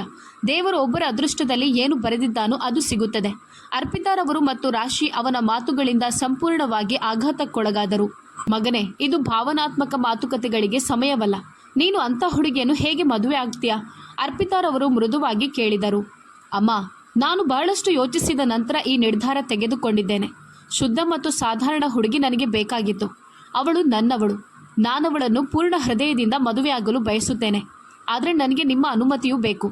ಅವನು ತನ್ನ ತಾಯಿಯ ಪಾದಗಳ ಬಳಿ ಕುಳಿತು ಹೇಳಿದಾಗ ಎಲ್ಲರೂ ಆಶ್ಚರ್ಯದಿಂದ ತೆರೆದ ಬಾಯಿಯಿಂದ ಅವನನ್ನು ನೋಡುತ್ತಿದ್ದರು. ಅದಾದ ನಂತರ ಅರ್ಪಿತಾರವರು ಲಘುವಾಗಿ ಮುಗುಳ್ನಕ್ಕು ಸರಿ ಎಂದು ತಲೆಯಾಡಿಸಿದರು. ಸ್ವಲ್ಪ ಸಮಯದ ನಂತರ ನಿಶ್ಚಿತಾರ್ಥ ಎಲ್ಲಿ ನಡೆಯಲಿತ್ತೋ ಅಲ್ಲಿಯೇ ಮದುವೆ ನಿಗದಿಪಡಿಸಲಾಯಿತು. ಯಾಕಂದರೆ ಅವನು ಇನ್ನು ಮುಂದೆ ವಿಳಂಬ ಮಾಡಲು ಬಯಸಲಿಲ್ಲ. ಅವನು ಮೀರಾಳನ್ನು ತನ್ನವಳನ್ನಾಗಿ ಮಾಡಿಕೊಂಡು ಇಲ್ಲಿಂದ ಕರೆದುಕೊಂಡು ಹೋಗಬೇಕೆಂದು ಬಯಸಿದ್ದನು. ರಾಶಿ ತುಂಬ ಉತ್ಸುಕಳಾಗಿದ್ದಳು. ಅವಳಿಗೆ ನಂಬಲು ಸಾಧ್ಯವಾಗಲಿಲ್ಲ. ಆದರೆ ಮೀರಾ ಬಂಡೆಯಂತೆ ಕುಳಿತಿದ್ದಳು. ಮೀರಾಳ ಹೆತ್ತವರು ಒಡಹುಟ್ಟಿದವರು ತುಂಬ ನಿರಾಳವಾಗಿ ಮತ್ತು ಸಂತೋಷದಿಂದ ಕಾಣುತ್ತಿದ್ದರು. ಆದರೆ ಮತ್ತೊಂದೆಡೆ ಅವಳತ್ತೆ ಕಿರುಚುತ್ತಾ ಸ್ಥಳದಿಂದ ಹೊರಟು ಹೋದರು. ನೀವು ನನಗೆ ಅವಕಾಶ ನೀಡಿದರೆ ನಾನು ಈಗಲೇ ವಿದಾಯ ಹೇಳಲು ಬಯಸುತ್ತೇನೆ. ವಾಸ್ತವವಾಗಿ ಇನ್ನು 15 ದಿನಗಳು ಮಾತ್ರ ರಜೆ ಇದೆ. ಪುನಃ ಡ್ಯೂಟಿಗೆ ಹೋದರೆ ಬರಲು ತುಂಬ ಸಮಯ ತೆಗೆದುಕೊಳ್ಳುತ್ತದೆ. ಆದ್ದರಿಂದ ಸುಮಾರು 2-3 ತಿಂಗಳು ಕಳೆಯಬಹುದು. ಅದಕ್ಕಾಗಿ ನಾನು ಹೋಗುವ ಮುಂಚೆನೇ ಮೀರಾಳನ್ನು ಮದುವೆಯಾಗಿ ನನ್ನ ಜೊತೆ ಕರೆದುಕೊಂಡು ಹೋಗಬೇಕು ಅಂತ ಯೋಚಿಸ್ತಿದ್ದೇನೆ ಎಂದು ಅರುಣ್ ಸುರೇಶ್ ರವರಿಗೆ ಹೇಳಿದನು. ಆದರೆ ಮಗನೇ, ನನಗೆ ಕೆಲವು ವ್ಯವಹಾರಗಳನ್ನು ಮಾಡಬೇಕು. ನನ್ನ ಮಗಳನ್ನು ನಾನು ಈ ರೀತಿ ಖಾಲಿ ಕೈಯಲ್ಲಿ ಹೇಗೆ ಕಳುಹಿಸುತ್ತೇನೆ? ಅವಳು ನನ್ನ ಮೇಲೆ ಹೊರೆಯಾಗಿದ್ದಳು ಎಂದು ಜನರು ಹೇಳ್ಬೋದು ಎಂದು ಸುರೇಶ್ ರವರು ಕಳವಳದಿಂದ ಹೇಳಿದರು. ಅಂಕಲ್, ಸಮಸ್ಯೆ ಯಾವಾಗ ಉದ್ಭವಿಸುತ್ತದೆ ಅಂತ ನಾನು ನಿಮಗೆ ಹೇಳಬೇಕಾ? ನಾವು ಜನರ ಕಣ್ಣುಗಳಿಂದ ನೋಡಿದಾಗ ಮತ್ತು ಅವರ ಕಿವಿಗಳಿಂದ ಕೇಳಿದಾಗ ಈ ಜನರು ನಿಮ್ಮ ಸಂತೋಷದಲ್ಲಿ ಸಂತೋಷವಾಗಲು ಅಥವಾ ನಿಮ್ಮ ದುಃಖದಲ್ಲಿ ದುಃಖಿತರಾಗಲು ಸಾಧ್ಯವಿಲ್ಲ. ಅದಕ್ಕಾಗಿಯೇ ಜನರ ಬಗ್ಗೆ ಚಿಂತಿಸುವುದನ್ನು ನಿಲ್ಲಿಸಿ. ಅರುಣ್ ತನ್ನ ವಿಶೇಷ ಶೈಲಿಯಲ್ಲಿ ಸಿಹಿಯಾಗಿ ಹೇಳಿದನು. ಅವನ ಮಾತುಗಳಿಂದ ಸುರೇಶ್ ರವರ ಹೃದಯ ಗೆದ್ದಿತು. ನಿಮ್ಮಂಥ ಗಂಡು ಮಕ್ಕಳಿದ್ರೆ ಯಾರೂ ತಮ್ಮ ಹೆಣ್ಣು ಮಕ್ಕಳನ್ನು ಹೊರೆಯೆಂದು ಪರಿಗಣಿಸಲಾರರು ಮತ್ತು ಅವರನ್ನು ದೂರ ಕಳುಹಿಸಲು ಭಯಪಡಲಾರರು. ಸುರೇಶ್ ರವರು ಕೈಗಳನ್ನು ಮಡಚಿ ಹೇಳಿದರು. ಆಗ ಅರುಣ್ ಬೇಗನೆ ಅವರ ಕೈಗಳನ್ನು ತನ್ನ ಕೈಯಲ್ಲಿ ಹಿಡಿದು ಗೌರವಿಸಿದ. ಅದೇ ಮಂಟಪದಲ್ಲಿ ಪಂಡಿತರನ್ನು ಕರೆದು ಸರಳವಾಗಿ ಮದುವೆಯಾಗಲು ಎಲ್ಲ ಸಿದ್ಧತೆಯನ್ನು ಅರ್ಪಿತರವರು ಮಾಡಿದರು. ಅರುಣ್ ಮತ್ತು ಮೀರಾಳ ಮದುವೆ ಸರಳವಾಗಿ ಸಂತೋಷದಿಂದ ನಡೆಯಿತು. ಸ್ವಲ್ಪ ಹೊತ್ತಿನಲ್ಲೇ ಅವರಿಬ್ಬರೂ ಮದುವೆಯಾದರು. ಅಲ್ಲಿಂದ ಅವರನ್ನು ಬೀಳ್ಕೊಟ್ಟ ನಂತರ ಅವರೆಲ್ಲ ತಮ್ಮ ಮನೆಗೆ ತಲುಪಿದರು. ಸುನೈನಾಗೆ ವಿಷಯ ತಿಳಿಸಿದಾಗ ಅವಳು ಕೂಡ ಓಡಿ ಬಂದಳು. ತನ್ನ ಅಣ್ಣನ ಮದುವೆ ನಡೆದಿದ್ದಕ್ಕೆ ಅವಳು ಸಂತೋಷಪಟ್ಟಳು.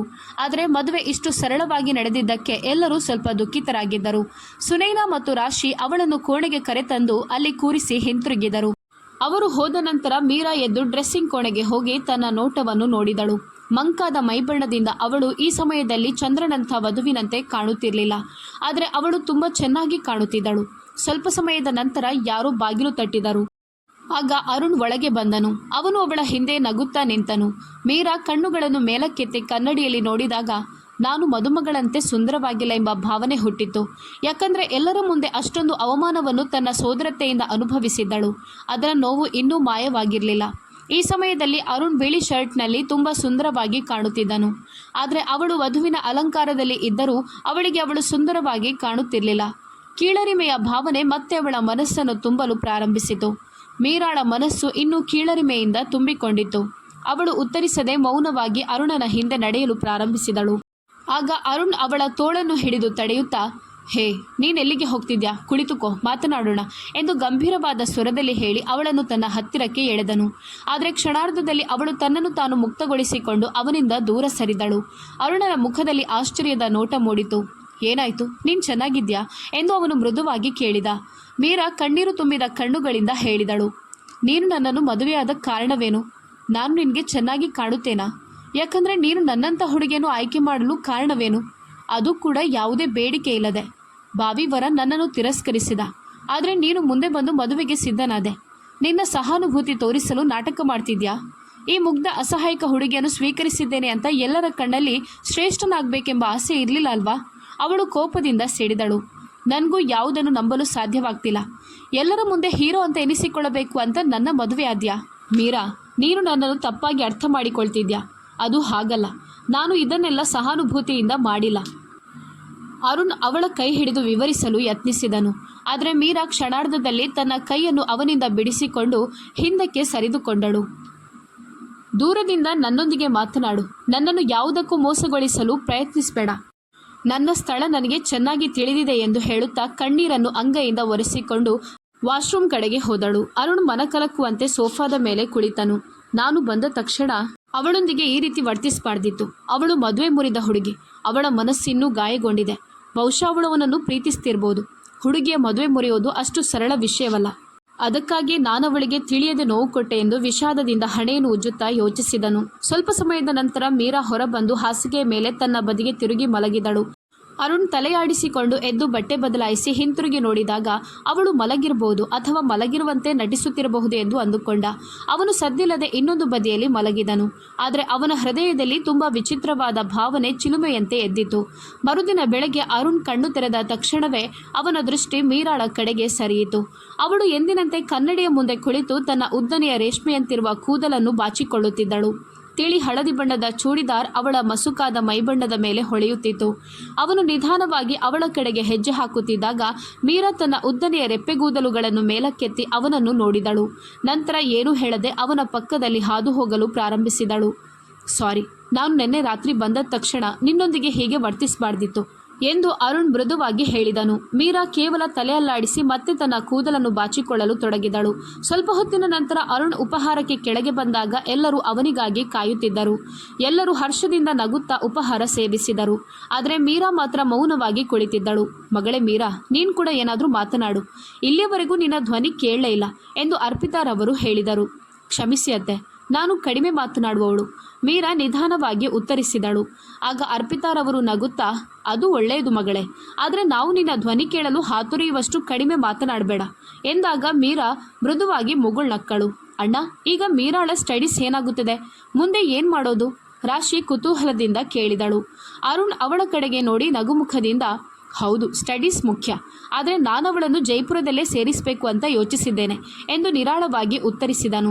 ಆರತಕ್ಷತೆ ಯಾವ ದಿನ ನಡೆಸಬೇಕು ಅಂತ ಸುನೈನಾ ಕೇಳಿದಾಗ ವಾರಾಂತ್ಯದಲ್ಲೇ ಮಾಡೋಣ, ಯಾಕಂದ್ರೆ ನಾನು ಮರುದಿನವೇ ಹಿಂತಿರುಗಬೇಕು ಎಂದು ಅರುಣ್ ಹೇಳಿದ. ಎಲ್ಲರೂ ತಲೆದೂಗಿ ಒಪ್ಪಿದರು. ಸುನೈನಾ ಮತ್ತು ರಾಶಿಯ ಒತ್ತಾಯದಿಂದ ಮನೆಯಲ್ಲಿ ಧೋಲ್ಕಿ ವ್ಯವಸ್ಥೆ ಮಾಡಲಾಯಿತು. ಮೀರಾಳನ್ನು ಸರಳವಾಗಿ ಕಳುಹಿಸಿಕೊಂಡಿದ್ದರೂ ಈಗ ಅವರು ತಮ್ಮದೇ ರೀತಿಯಲ್ಲಿ ಮದುವೆಯನ್ನು ಸಂಭ್ರಮದಿಂದ ಆಚರಿಸಲು ಬಯಸಿದರು. ಎಲ್ಲರಿಗೂ ತಮ್ಮ ಮಗ ಮದುವೆಯಾಗಿದ್ದಾನೆ ಎಂದು ಘೋಷಿಸಬೇಕೆಂಬ ಆನಂದವು ಅವರಿಗೆ ಇತ್ತು. ಮನೆಯಲ್ಲಿ ಗದ್ದಲ ಹೆಚ್ಚಾಗುತ್ತಿದ್ದರೂ ಅರುಣ್ ಮತ್ತು ಮೀರಾಳ ನಡುವೆ ಇನ್ನೂ ಯಾವುದೇ ಸಂಬಂಧ ಬೆಳೆದು ಬಂದಿರಲಿಲ್ಲ. ಮೀರಾ ಪ್ರತಿ ಬೆಳಿಗ್ಗೆ ಅವನು ಎದ್ದ ಮೇಲೆ ಕೋಣೆಯಿಂದ ಹೊರಟು ಹೋಗುತ್ತಿದ್ದಳು. ಈ ಅಂತರದಿಂದ ಅರುಣ್ ಒಳಗೊಳಗೆ ಕಳವಳಗೊಳ್ಳುತ್ತಿದ್ದನು. ಆ ದಿನ ಆರತಕ್ಷತೆ ಇತ್ತು. ಮೀರಾ ತಿಳಿ ನಿಂಬೆ ಬಣ್ಣದ ಲೆಹಂಗಾದಲ್ಲಿ ಅತ್ಯಂತ ಸುಂದರವಾಗಿ ಕಾಣುತ್ತಿದ್ದಳು. ಸಂಭ್ರಮ ಮುಗಿದು ಮನೆಗೆ ಹಿಂತಿರುಗಿದ ನಂತರ ಎಲ್ಲರ ಅನುಮತಿಯನ್ನು ಪಡೆದ ಅರುಣ್ ತಕ್ಷಣ ತನ್ನ ಕೋಣೆಗೆ ಓಡಿದನು. ಅಲ್ಲಿ ಮೀರಾ ತನ್ನ ಆಭರಣಗಳನ್ನು ತೆಗೆಯುತ್ತಾ ಕುಳಿತಿದ್ದಳು. ಅವನ ಹೃದಯದ ತಾಳವು ವೇಗವಾಗಿ ತಟ್ಟಿತು. ಅವನು ಅವಳ ಹಿಂದೆ ನಿಂತು ಮೆಲ್ಲನೆ ಹೇಳಿದನು, ನನಗೆ ನನ್ನ ಹಕ್ಕನ್ನು ಕೊಡು. ಅವನ ಮಾತು ಕೇಳುತ್ತಿದ್ದಂತೆ ಅವನು ಕೈ ಚಾಚಿ ಅವಳ ಕಿವಿಯೋಲೆಗಳನ್ನು ತೆಗೆಯಲು ಪ್ರಾರಂಭಿಸಿದನು. ಇದನ್ನೆಲ್ಲ ನಾನೇ ಮಾಡುತ್ತೇನೆ, ನೀವು ಇದನ್ನೆಲ್ಲ ಮಾಡಬೇಕಾಗಿಲ್ಲ. ಮೀರಾ ನಿಧಾನವಾಗಿ ಹಿಂದೆ ಸರಿಯಲು ಪ್ರಯತ್ನಿಸಿದಳು. ಆದರೆ ಕ್ಷಣಾರ್ಧದಲ್ಲಿ ಅರುಣ್ ಅವಳ ಸೊಂಟದ ಸುತ್ತ ಕೈ ಹಾಕಿ ಅವಳನ್ನು ತನ್ನ ಹತ್ತಿರಕ್ಕೆ ಎಳೆದನು. ಮೀರಾಳ ಮೃದುವಾದ ಹೃದಯ ಬಡಿತ ಅರುಣ್ನ ವಿಶಾಲ ಎದೆಯನ್ನು ತಾಕಿದಷ್ಟು ಹತ್ತಿರವಾಗಿದ್ದವು. ಆ ಕ್ಷಣದಲ್ಲಿ ಅರುಣ್ನ ದೇಹದ ಪ್ರತಿಯೊಂದು ನರವು ಕರೆಂಟ್ ಹೊಡೆದಂತಾಯಿತು. ತಿಳಿಯದೆ ಅವನು ಅವಳ ಮುಖದ ಮೇಲೆ ಬಿದ್ದ ಕೂದಲನ್ನು ಮೃದುವಾಗಿ ಹಿಂದಕ್ಕೆ ಸರಿಸಿದನು. ಆದರೆ ಅವಳ ಕಣ್ಣುಗಳು ಆಳವಾದ ಕೋಪ ಮತ್ತು ನೋವಿನಿಂದ ಹೊಳೆಯುತ್ತಿದ್ದವು. ಮೀರಾ, ನಿನಗೆ ನಿಜವಾಗಿಯೂ ಏನು ಬೇಕು? ಇದು ಎಷ್ಟು ದಿನ ಹೀಗೆ ಮುಂದುವರಿಯುತ್ತದೆ ಎಂದು ಅವನು ತೀವ್ರ ಧ್ವನಿಯಲ್ಲಿ ಕೇಳಿದ. ಮೀರಾ ಕಣ್ಣೀರು ತುಂಬಿಕೊಂಡು ತಕ್ಷಣ ಪ್ರತಿಕ್ರಿಯಿಸಿದಳು. ನೀವು ಸಹಾನುಭೂತಿಯಿಂದ ಮಾತ್ರ ಈ ಸಂಬಂಧವನ್ನು ಮುಂದುವರಿಸಲು ಪ್ರಯತ್ನಿಸುತ್ತಿದ್ದೀರಿ ಅಂತ ನನಗೆ ಚೆನ್ನಾಗಿ ಗೊತ್ತಿದೆ. ಇಲ್ದಿದ್ರೆ ನನ್ನಂಥ ಸಾಮಾನ್ಯ ಹುಡುಗಿಯೊಂದಿಗೆ ಯಾಕೆ ಇಷ್ಟು ಪ್ರೀತಿಯನ್ನು ತೋರಿಸ್ತೀರಾ?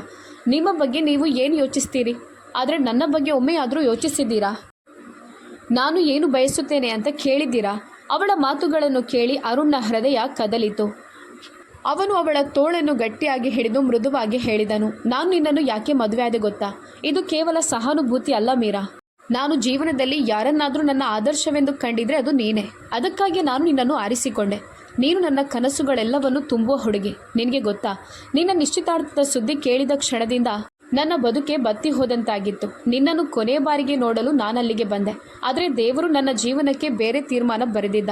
ದೇವರು ನನ್ನ ಪ್ರೀತಿಯನ್ನು ನನಗೆ ಹಿಂತಿರುಗಿಸಿದ. ಅದು ನನಗೆ ಅಚ್ಚರಿಯ ಪವಾಡವಾಗಿತ್ತು. ಆ ದಿನಕ್ಕಾಗಿ ನಾನು ನನ್ನ ದೇವರಿಗೆ ಎಷ್ಟೇ ಧನ್ಯವಾದ ಹೇಳಿದರೂ ಕಡಿಮೆ.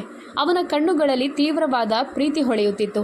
ಆದರೆ ಕ್ಷಣಕಾಲ ನಿಂತು ಮೃದುವಾಗಿ ತಲೆ ತಗ್ಗಿಸಿ ಹೇಳಿದ, ಮೀರಾ, ನನಗೆ ಗೊತ್ತಿಲ್ಲ. ಆದರೆ ಬಹುಶಃ ನೀನು ಆ ವರನನ್ನು ನಿಜವಾಗಿಯೂ ಇಷ್ಟಪಟ್ಟಿರ್ಬೋದಾ?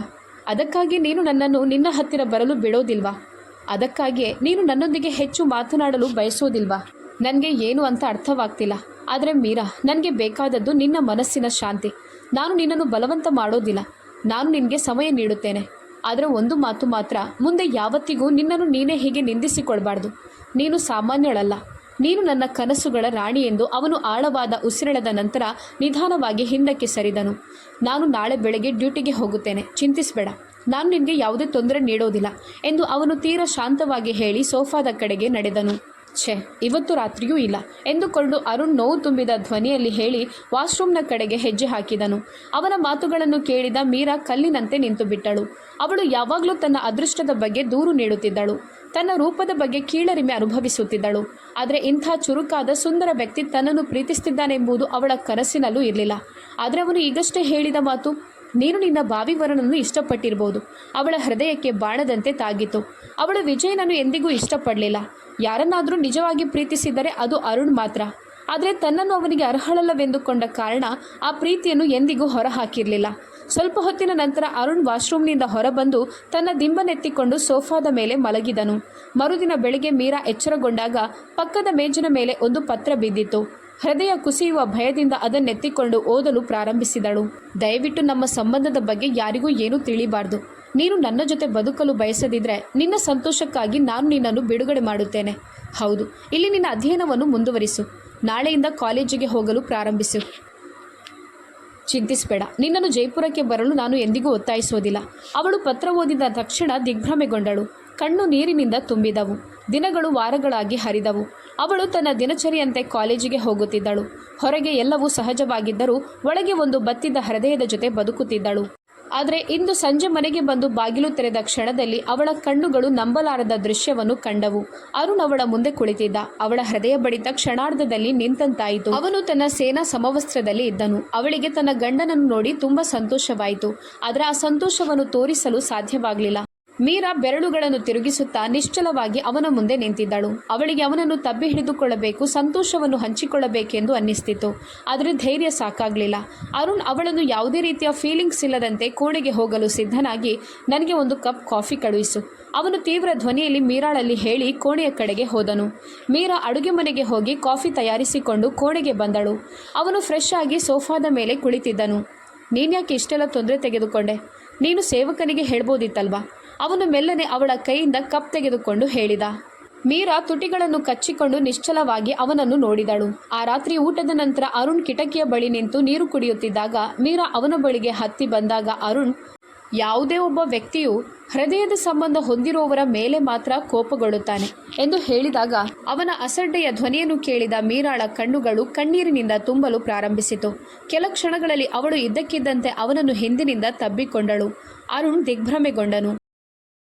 ಸಾರಿ, ನಾನು ತುಂಬ ದೊಡ್ಡ ತಪ್ಪು ಮಾಡಿದೆ, ಆದರೆ ನನಗೆ ತುಂಬ ಭಯವಾಯಿತು, ಅವಳು ಅಳುತ್ತಾ ಹೇಳಿದಳು. ಬಾಲ್ಯದಿಂದಲೂ ಅವಳು ತನ್ನ ಬಗ್ಗೆ ನಕಾರಾತ್ಮಕ ಮಾತುಗಳನ್ನು ಕೇಳಿಸಿಕೊಳ್ಳುತ್ತಿದ್ದಳು. ಅವಳು ಕುರೂಪಿ ಸುಂದರಿಯಲ್ಲ, ಅವಳು ಕಪ್ಪಾಗಿದ್ದಾಳೆ. ಮದುವೆಯಾಗಿ ಗಂಡನ ಮನೆಗೆ ಹೋಗುವ ಹುಡುಗಿಯರು ಯಾವತ್ತೂ ಇಷ್ಟು ಕಪ್ಪು ಇರಬಾರ್ದು, ಏನಾದರೂ ಮುಖಕ್ಕೆ ಹಚ್ಚಿಕೊಂಡು ಮುಖವನ್ನು ಬಿಳಿಯಾಗಿ ಮಾಡಲು ನೋಡು ಎಂದೆಲ್ಲ ಹಲವು ಮಾತುಗಳನ್ನು ಕೇಳುತ್ತಿದ್ದೆ. ನನ್ನನ್ನು ಜೀವನದಲ್ಲಿ ಮುಂದೆ ಯಾರೂ ಕೂಡ ಇಷ್ಟಪಡೋದಿಲ್ಲ ಅಂತ ನಾನಂದುಕೊಂಡಿದ್ದೆ. ಅವಳು ಅವನ ಬೆನ್ನಿನ ಮೇಲೆ ತಲೆ ಹಾಕಿ ಅಳುತ್ತಾ ಹೇಳಿದಳು. ಅರುಣ್ ನಿಧಾನವಾಗಿ ಅವಳನ್ನು ಹಿಂದಿನಿಂದ ದೂರ ತಳ್ಳದೆ ಅವಳ ಕೈ ಹಿಡಿದು ತನ್ನ ಹತ್ತಿರಕ್ಕೆ ಸೆಳೆದನು. ಮೀರಾ, ದೇವರು ಸೃಷ್ಟಿಸಿದ ಯಾವುದೂ ಕೂಡ ಕೊಳಕಲ್ಲ. ಪ್ರತಿಯೊಂದು ಜೀವಿಗೂ ಅದರದೇ ಆದ ಸೌಂದರ್ಯವನ್ನು ದೇವರು ನೀಡಿರ್ತಾನೆ. ಅದರ ಬಗ್ಗೆ ಮಾತನಾಡಲು ಯಾರಿಗೂ ಹಕ್ಕಿಲ್ಲ. ಜನರ ಮಾತುಗಳನ್ನು ಹೃದಯಕ್ಕೆ ತೆಗೆದುಕೊಳ್ಳುವುದು ನಿಜವಾದ ನ್ಯೂನ್ಯತೆ. ಸೌಂದರ್ಯ ಮುಖದ ಮೇಲೆ ಇರೋದಿಲ್ಲ, ಹೃದಯದಲ್ಲಿ ಇರುತ್ತದೆ. ಮನುಷ್ಯನ ಗುಣ ಸ್ವಭಾವಗಳು ಆತನ ಸೌಂದರ್ಯವನ್ನು ಹೆಚ್ಚಿಸುತ್ತದೆ. ನಿನ್ನಲ್ಲಿರುವ ಸೌಂದರ್ಯದಿಂದಲೇ ನಾನು ಆಕರ್ಷಿಸಲ್ಪಟ್ಟಿದ್ದೇನೆ. ಇನ್ನು ನನಗೆ ಯಾವುದೇ ರೀತಿಯ ಹೆಚ್ಚಿನ ಸೌಂದರ್ಯ ಬೇಡ. ನೀನು ಹೇಗಿದ್ರೂ ನಾನು ನೋಡುವೆ. ನಿನ್ನ ಕಣ್ಣುಗಳು ನಿನ್ನನ್ನು ಸುಂದರಗೊಳಿಸುತ್ತದೆ, ಬೇರೆಯವರನ್ನಲ್ಲ. ನೀನು ನೋಡದಿದ್ರೂ ನಿನ್ನೊಳಗಿನ ಅದ್ಭುತವೇ ನನ್ನ ಕನಸುಗಳನ್ನು ತುಂಬಿಸುತ್ತದೆ ಎಂದು ಹೇಳುತ್ತಾ ಅವನವಳ ಮುಖವನ್ನು ತನ್ನ ಕೈಯಲ್ಲಿ ಹಿಡಿದುಕೊಂಡನು. ಅನಂತರ ನಿಧಾನವಾಗಿ ತನ್ನ ತುಟಿಗಳನ್ನು ಅವಳ ಕಣ್ಣುಗಳ ಮೇಲೆ ಇಟ್ಟು ಅವಳ ಹೃದಯ ಬಡಿತವನ್ನು ತನ್ನ ಪ್ರೀತಿಯ ಸ್ಪರ್ಶದಿಂದ ಹೆಚ್ಚಿಸಿದನು. ಅವಳು ನಾಚಿಕೆಯಿಂದ ಕುಗ್ಗಿ ಹೋದಳು. ತನ್ನ ಕೆಂಪಾದ ಮುಖದಲ್ಲಿ ಹರಡಿದ ಈ ನಾಚಿಕೆ ಯಾವುದೇ ಮೇಕಪ್ಗೆ ಹೋಲಿಕೆ ಮಾಡಲಾಗದಷ್ಟು ನೈಜವಾಗಿತ್ತು. ಅವನ ಪ್ರೀತಿಯ ಸ್ಪರ್ಶದಿಂದ ಅವನು ಅವಳ ಕೆನ್ನೆಗಳಿಗೆ ಮುತ್ತು ಹಾಕುತ್ತಾ ಮೆಲ್ಲನೆ ಹೇಳಿದನು. ಅವಳು ಅವನ ಪ್ರಾಮಾಣಿಕತೆಗೆ ನಡುಗುತ್ತಾ, ರೇಷ್ಮೆ ಅಂತ ಅವಳ ಕೂದಲಿನ ಸುಗಂಧವು ಅವನ ಹೃದಯಕ್ಕೆ ಹೊಸ ಶಾಂತಿಯನ್ನು ತುಂಬಿಸುತ್ತಿತ್ತು. ಬನ್ನಲ್ಲಿ ಸಿಲುಕಿಕೊಂಡಿದ್ದ ಕೂದಲನ್ನು ಅವನು ಎಸೆದು ಕೈಯಲ್ಲಿ ಹಿಡಿದು ತನ್ನ ತುಟಿಗಳ ಮೇಲೆ ಇಟ್ಟುಕೊಂಡು ನೆಮ್ಮದಿಯೊಂದಿಗೆ ಹೇಳಿದನು. ಆ ಕ್ಷಣದಲ್ಲಿ ಅವಳು ಅವನ ವಿಶಾಲವಾದ ಎದೆಯಲ್ಲಿ ಮುಖವನ್ನು ಮರೆಮಾಡಿ ಆತಂಕಪಟ್ಟು ಹಿಂಜರಿದಳು. ಅವನವಳನ್ನು ತನ್ನ ತೋಳುಗಳಲ್ಲಿ ತೆಗೆದುಕೊಂಡು ಲಘುವಾಗಿ ನಗುತ್ತಾ ಮಾತನಾಡಿದನು. ನಾನು ನಿಮಗೆ ಒಂದು ವಿಷಯ ಹೇಳಬೇಕಿದೆ ಎಂದು ಮೀರಾ ತಲೆ ಎತ್ತಿ ಹೇಳಿದಳು. ಹೌದಾ, ಹೇಳು ಎಂದನು. ಅವಳು ಹೃದಯ ಸ್ಪರ್ಶಿಸುವ ಸ್ವರದಲ್ಲಿ ಮುಂದುವರೆಸಿದಳು. ನಾನು ನನ್ನ ಬಾವಿವರನನ್ನು ಪ್ರೀತಿಸಲಿಲ್ಲ. ನಾನು ಆ ಕೆಟ್ಟ ನಡತೆಯ ವ್ಯಕ್ತಿಯನ್ನು ಮದುವೆಯಾಗುತ್ತೇನೆ ಅಂತ ನಾನು ನಿಜವಾಗಿಯೂ ಭಯಪಟ್ಟಿದ್ದೆ.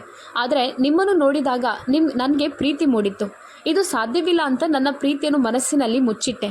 ನಿಮ್ಮ ಮೇಲೆ ನನ್ನ ಪ್ರೀತಿ ಈಗ ಇನ್ನೂ ಹೆಚ್ಚಾಗಿದೆ.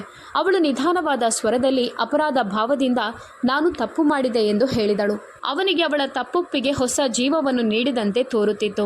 ಅವನು ಮತ್ತೆ ಅವಳ ಮುಖವನ್ನು ತನ್ನ ಕೈಯಲ್ಲಿ ಹಿಡಿದು ಹುಚ್ಚನಂತೆ ಅವಳನ್ನು ನೋಡತೊಡಗಿದನು. ಮತ್ತೊಮ್ಮೆ ಹೇಳು ಮೀರಾ, ನೀನು ನಿನ್ನ ಹೃದಯದಲ್ಲಿ ನನ್ನನ್ನು ಇಷ್ಟಪಟ್ಟೆ ಅಂತ ಅವನು ನಶೆ ತುಂಬಿದ ಸ್ವರದಲ್ಲಿ ಕೇಳಿದನು. ಅವಳು ಕೆಂಪಾಗಿ ಹೃದಯ ಸ್ಪಂದಿಸಿ ನಗುತ್ತಾ ಹೌದು ಎಂದಳು. ಅವನ ಹೃದಯ ಹಾರಿದಂತಾಯಿತು. ನಾನು ನಿಮ್ಮನ್ನು ಪ್ರೀತಿಸ್ತಿದ್ದೆ. ಮೊದಲ ಬಾರಿ ನಿಮ್ಮನ್ನು ನೋಡಿದಾಗಿನಿಂದ ಇಂದು ನಿಮ್ಮನ್ನು ಈ ಸಮವಸ್ತ್ರದಲ್ಲಿ ನೋಡಿದ ನಂತರ ನನ್ನ ಪ್ರೀತಿ ಇನ್ನೂ ಹೆಚ್ಚಾಗಿದೆ. ನಾನು ನಿಮ್ಮನ್ನು ನನ್ನ ಜೀವಕ್ಕಿಂತ ಹೆಚ್ಚಾಗಿ ಪ್ರೀತಿಸ್ತಿದ್ದೇನೆ ಅಂತ ಹೇಳಿದಳು. ಅವಳ ಹೃದಯದ ಉರಿಯನ್ನು ಆಲಿಂಗಿಸಿದನು. ಇದು ನಿಮ್ಮ ಕಣ್ಣುಗಳ ಮಾಯಾಜಾಲ ಮೇಡಮ್ ಎಂದು ಅವನು ಹೇಳಿದನು. ಅವನ ಹೆಬ್ಬೆರಳಿನಿಂದ ಅವಳ ತುಟಿಗಳನ್ನು ಸೌಮ್ಯವಾಗಿ ಸ್ಪರ್ಶಿಸುತ್ತಾ ಅವನು ಹೇಳಿದ, ಈ ತುಟಿಗಳು ಇಂದು ನನಗೆ ಒಂದು ವಾಗ್ದಾನವನ್ನು ಮಾಡಿವೆ. ಈ ವಾಗ್ದಾನಕ್ಕೆ ಪ್ರತಿಯಾಗಿ ನಾನು ಏನನ್ನಾದರೂ ಮಾಡಬೇಕಾಗುತ್ತದೆ. ಅವನು ಹೇಳಿದ ಮಾತುಗಳನ್ನು ಕೇಳಿ ಅವಳು ಗಾಬರಿಯಿಂದ ಅವನ ಕಡೆಗೆ ನೋಡಿದಳು. ಆದರೆ ಅವಳ ದೃಢತೆಯನ್ನು ತೋರಿಸಲು ಅವಳು ಸೋಲನ್ನೊಪ್ಪಿಕೊಂಡು ತನ್ನ ಕಣ್ಣುಗಳನ್ನು ಕೆಳಗೆ ಇಳಿಸಿದಳು. ಕ್ಯಾಪ್ಟನ್ ಅರುಣ್ ಅವಳ ಬೀಳುವ ಕಣ್ರೆಪ್ಪೆಗಳನ್ನು ನೋಡುತ್ತಾ ಹುಚ್ಚನಾಗಿದ್ದನು. ಅವನು ನಿಧಾನವಾಗಿ ಅವಳ ಗಲ್ಲವನ್ನು ಹಿಡಿದು ಮುಖವನ್ನು ಮೇಲಕ್ಕೆತ್ತಿ ಅವಳ ಪ್ರತಿಯೊಂದು ಭಾಗವನ್ನು ತನ್ನ ತುಟಿಗಳಿಂದ ಸ್ಪರ್ಶಿಸಲು ಪ್ರಾರಂಭಿಸಿದನು. ಅವನು ತನ್ನ ಹಿಡಿತದಲ್ಲಿ ಅವಳ ತುಟಿಗಳನ್ನು ತೆಗೆದುಕೊಂಡು ನಂತರ ಅವಳನ್ನು ತೋಳುಗಳಲ್ಲಿ ಎತ್ತಿ ಹಾಸಿಗೆಯ ಕಡೆಗೆ ಕರೆದುಕೊಂಡು ಹೋಗಿ ನಿಧಾನವಾಗಿ ಕೂತ್ಕೊಳ್ಳಿಸಿದನು. ಅವನ ಪಕ್ಕದ ಮೇಜಿನಿಂದ ಒಂದು ವೆಲ್ವೆಟ್ ಕೇಸ್ ತೆಗೆದುಕೊಂಡು ಅದರಲ್ಲಿರುವ ವಜ್ರದ ಉಂಗುರವನ್ನು ಅವಳ ಬೆರಳಿಗೆ ಧರಿಸಿದನು ಮತ್ತು ತನ್ನ ತುಟಿಗಳನ್ನು ಅವಳ ಕೈ ಮೇಲೆ ಇಟ್ಟನು. ಅವಳು ನಾಚಿಕೆಯಿಂದ ಅವನ ಎದೆಗೆ ಒರಗಿಕೊಂಡಳು. ನಾನಿಂದು ರಾತ್ರಿ ನಿನ್ನ ಎಲ್ಲ ನಾಚಿಕೆಯನ್ನು ತೆಗೆದುಹಾಕುತ್ತೇನೆ ಎಂದು ಅವನು ಅವಳ ಕಿವಿಯೊಳಗೆ ಮುತ್ತು ಹಾಕುತ್ತಾ ಹೇಳಿದನು. ಅವಳು ಸ್ವಲ್ಪ ಮುಗುಳ್ನಕ್ಕು ತನ್ನ ಶರ್ಟನ್ನು ಎರಡೂ ಕೈಗಳಲ್ಲಿ ಹಿಡಿದು ಅವನ ಹತ್ತಿರ ಬಂದಳು. ಅವನವಳನ್ನು ತೋಳುಗಳಲ್ಲಿ ಒಟ್ಟುಗೂಡಿಸಿ ಅವಳ ಮೇಲೆ ತನ್ನ ಉತ್ಸಾಹವನ್ನು ಸುರಿಸಿದನು. ಮರುದಿನ ಬೆಳಗ್ಗೆ ಅವಳು ಡ್ರೆಸ್ಸಿಂಗ್ ಟೇಬಲ್ ಮುಂದೆ ನಿಂತು ಕೂದಲನ್ನು ಬಿಚ್ಚಿಕೊಳ್ಳುತ್ತಾ ನಗುತ್ತಿದ್ದಳು. ಇಂದು ಅವಳು ತುಂಬ ಸುಂದರವಾಗಿ ಕಾಣುತ್ತಿದ್ದಳು. ತನ್ನ ಕಣ್ಣುಗಳ ಮೂಲಕ ತನ್ನನ್ನು ತಾನು ನೋಡಿಕೊಂಡು ಅವಳ ನಗುವಿನ ಮೃದುವಾದ ಆಭೆಯು ಅವಳನ್ನು ಮತ್ತಷ್ಟು ಆಕರ್ಷಕವಾಗಿ ತೋರಿಸುತ್ತಿತ್ತು. ಅರುಣ್ ಕಣ್ಣು ತೆರೆದಾಗ ಅವನವಳ ನಗುವನ್ನು ನೋಡಿದನು. ನಿಧಾನವಾಗಿ ಎದ್ದು ಅವಳ ಹತ್ತಿರ ಹೋಗಿ ಅವಳನ್ನು ತನ್ನ ತೋಳುಗಳಲ್ಲಿ ತೆಗೆದುಕೊಂಡನು. ಮೇಡಮ್, ಏನು ವಿಷಯ, ನೀವು ಒಬ್ಬಂಟಿಯಾಗಿ ನಗ್ತಿದ್ದೀರಿ ಎಂದು ಅವನು ಅಚ್ಚರಿ ವ್ಯಕ್ತಪಡಿಸುತ್ತಾ ಕೇಳಿದನು. ಅವಳು ಆತ್ಮವಿಶ್ವಾಸದ ಸ್ವರದಲ್ಲಿ, ನಾವು ಮಾತನಾಡುತ್ತಿರುವುದು ಇದನ್ನೇ ಎಂದು ಉತ್ತರಿಸಿದಳು. ಸರಿ, ಮೊದಲೊಂದು ಕೆಲಸ ಮಾಡು, ಬೇಗನೆ ಸಿದ್ಧಳಾಗು. ನಂತರ ನಾವು ನಿನ್ನ ತಾಯಿಯ ಮನೆಗೆ ಹೋಗುತ್ತೇವೆ. ನಾಳೆ ಬೆಳಗ್ಗೆ ಜೈಪುರಕ್ಕೆ ಹೊರಡಬೇಕು. ನೀನು ನನ್ನೊಂದಿಗೆ ಬರ್ತೀಯಲ್ವಾ ಎಂದು ಅವನು ನಗುತ್ತಾ ಕೇಳಿದ. ಹೌದು, ನಾನು ಕೂಡ ಮೊದಲೇ ಹೋಗಬೇಕು ಅಂತ ಬಯಸಿದ್ದೆ, ಆದರೆ ನೀನು ನನ್ನ ಮಾತನ್ನು ಕೇಳಲಿಲ್ಲ. ಅವಳು ದುಃಖಭರಿತ ಸ್ವರದಲ್ಲಿ ಹೇಳಿದಾಗ, ಸರಿ, ಹಾಗಿದ್ರೆ ನೀನು ನನಗೆ ಯಾಕೆ ಹೇಳಿಲ್ಲ ಎಂದು ಕೇಳಿದ. ಅವನವಳನ್ನು ತಿರುಗಿಸಿ, ನಾನು ನಿಮ್ಮ ಬಗ್ಗೆ ಹೆದರ್ತಿದ್ದೆ ಎಂದಳು. ನೀನು ತುಂಬ ಕೋಪಗೊಂಡಿದ್ಯಾ? ಅವಳು ಕುತೂಹಲದಿಂದ ಕೇಳಿದಳು. ಅವನು ಲಘುವಾಗಿ ಮುಗುಳ್ನಕ್ಕು ಅವಳ ಕೆನ್ನೆಗಳನ್ನು ತನ್ನ ತುಟಿಗಳಿಂದ ಮುಟ್ಟಿದನು. ಅವಳು ನಾಚಿಕೆಯಿಂದ ಅವನನ್ನು ತಬ್ಬಿಕೊಂಡಳು. ನಂತರ ಅವನವಳನ್ನು ಸಿದ್ಧನಾಗಲು ಹೇಳಿ ವಾಶ್ರೂಮ್ಗೆ ಹೋದನು. ಸ್ವಲ್ಪ ಸಮಯದ ನಂತರ ಅವಳು ಫ್ರೆಶ್ ಆಗಿ ಕೆಳಗೆ ಬಂದು ಅರ್ಪಿತಾರವರಿಗೆ ತಿಳಿಸಿದಳು. ಅವರು, ಸರಿ ಅಮ್ಮ, ಬೇಗ ಹೋಗಿ ಅವರಲ್ಲಿ ಮಾತನಾಡಿ ಬನ್ನಿ ಎಂದು ಸಂತೋಷದಿಂದ ಹೇಳಿದರು.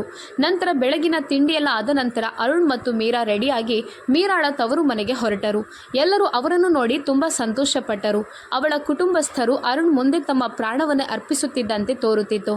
ಅವರ ಪ್ರೀತಿ, ಗೌರವ ಮತ್ತು ಆತ್ಮೀಯತೆಯನ್ನು ನೋಡಿ ಅರುಣ್ ಸಂತೋಷಗೊಂಡಿದ್ದನು. ಅವನ ಮುಖದಲ್ಲಿ ಸಂತೋಷ ಮತ್ತು ಪೂರಕ ಭಾವನೆ ಸ್ಪಷ್ಟವಾಗಿತ್ತು. ಅವಸರದಲ್ಲಿ ಎಲ್ಲರ ಅನುಮತಿ ಪಡೆದು ಅವರು ಸಂಜೆ ಮನೆಗೆ ಹಿಂತಿರುಗಿದರು. ನಂತರ ಜೈಪುರಕ್ಕೆ ಹೋಗಲು ತಯಾರಾಗಲು ಪ್ರಾರಂಭಿಸಿದರು. ಮರುದಿನ ಮುಂಜಾನೆ ಅವರು ಜೈಪುರಕ್ಕೆ ಹೊರಟರು. ಜೀವನದ ಹೊಸ ಅಧ್ಯಾಯ, ಸಂತೋಷ ಮತ್ತು ಆಶಯದ ಹೊಸ ಪ್ರಯಾಣದ ಕಡೆಗೆ ಹೆಜ್ಜೆ ಹಾಕಿದರು. ಸುಂದರವಾದ ಮುಖ ವಯಸ್ಸು ಕಳೆದಂತೆ ಬದಲಾಗುತ್ತದೆ, ಆದರೆ ಒಳ್ಳೆಯ ಹೃದಯ ಮತ್ತು ಪ್ರೀತಿಯ ಗುಣಗಳು ಎಂದಿಗೂ ಕಡಿಮೆಯಾಗುವುದಿಲ್ಲ ಎಂಬುದನ್ನು ಈ ಕಥೆಯಿಂದ ಅರ್ಥ ಮಾಡಿಕೊಳ್ಬೋದು. ಜೀವನ ಸುಂದರವಾಗಲು ಪ್ರೀತಿ, ಸಂತೋಷ, ನೆಮ್ಮದಿ ಮುಖ್ಯ, ಸೌಂದರ್ಯವಲ್ಲ. ಸ್ನೇಹಿತರೆ, ನೀವು ಈ ಕಥೆಯನ್ನು ಹೇಗೆ ಇಷ್ಟಪಟ್ಟಿದ್ದೀರಾ ಎಂದು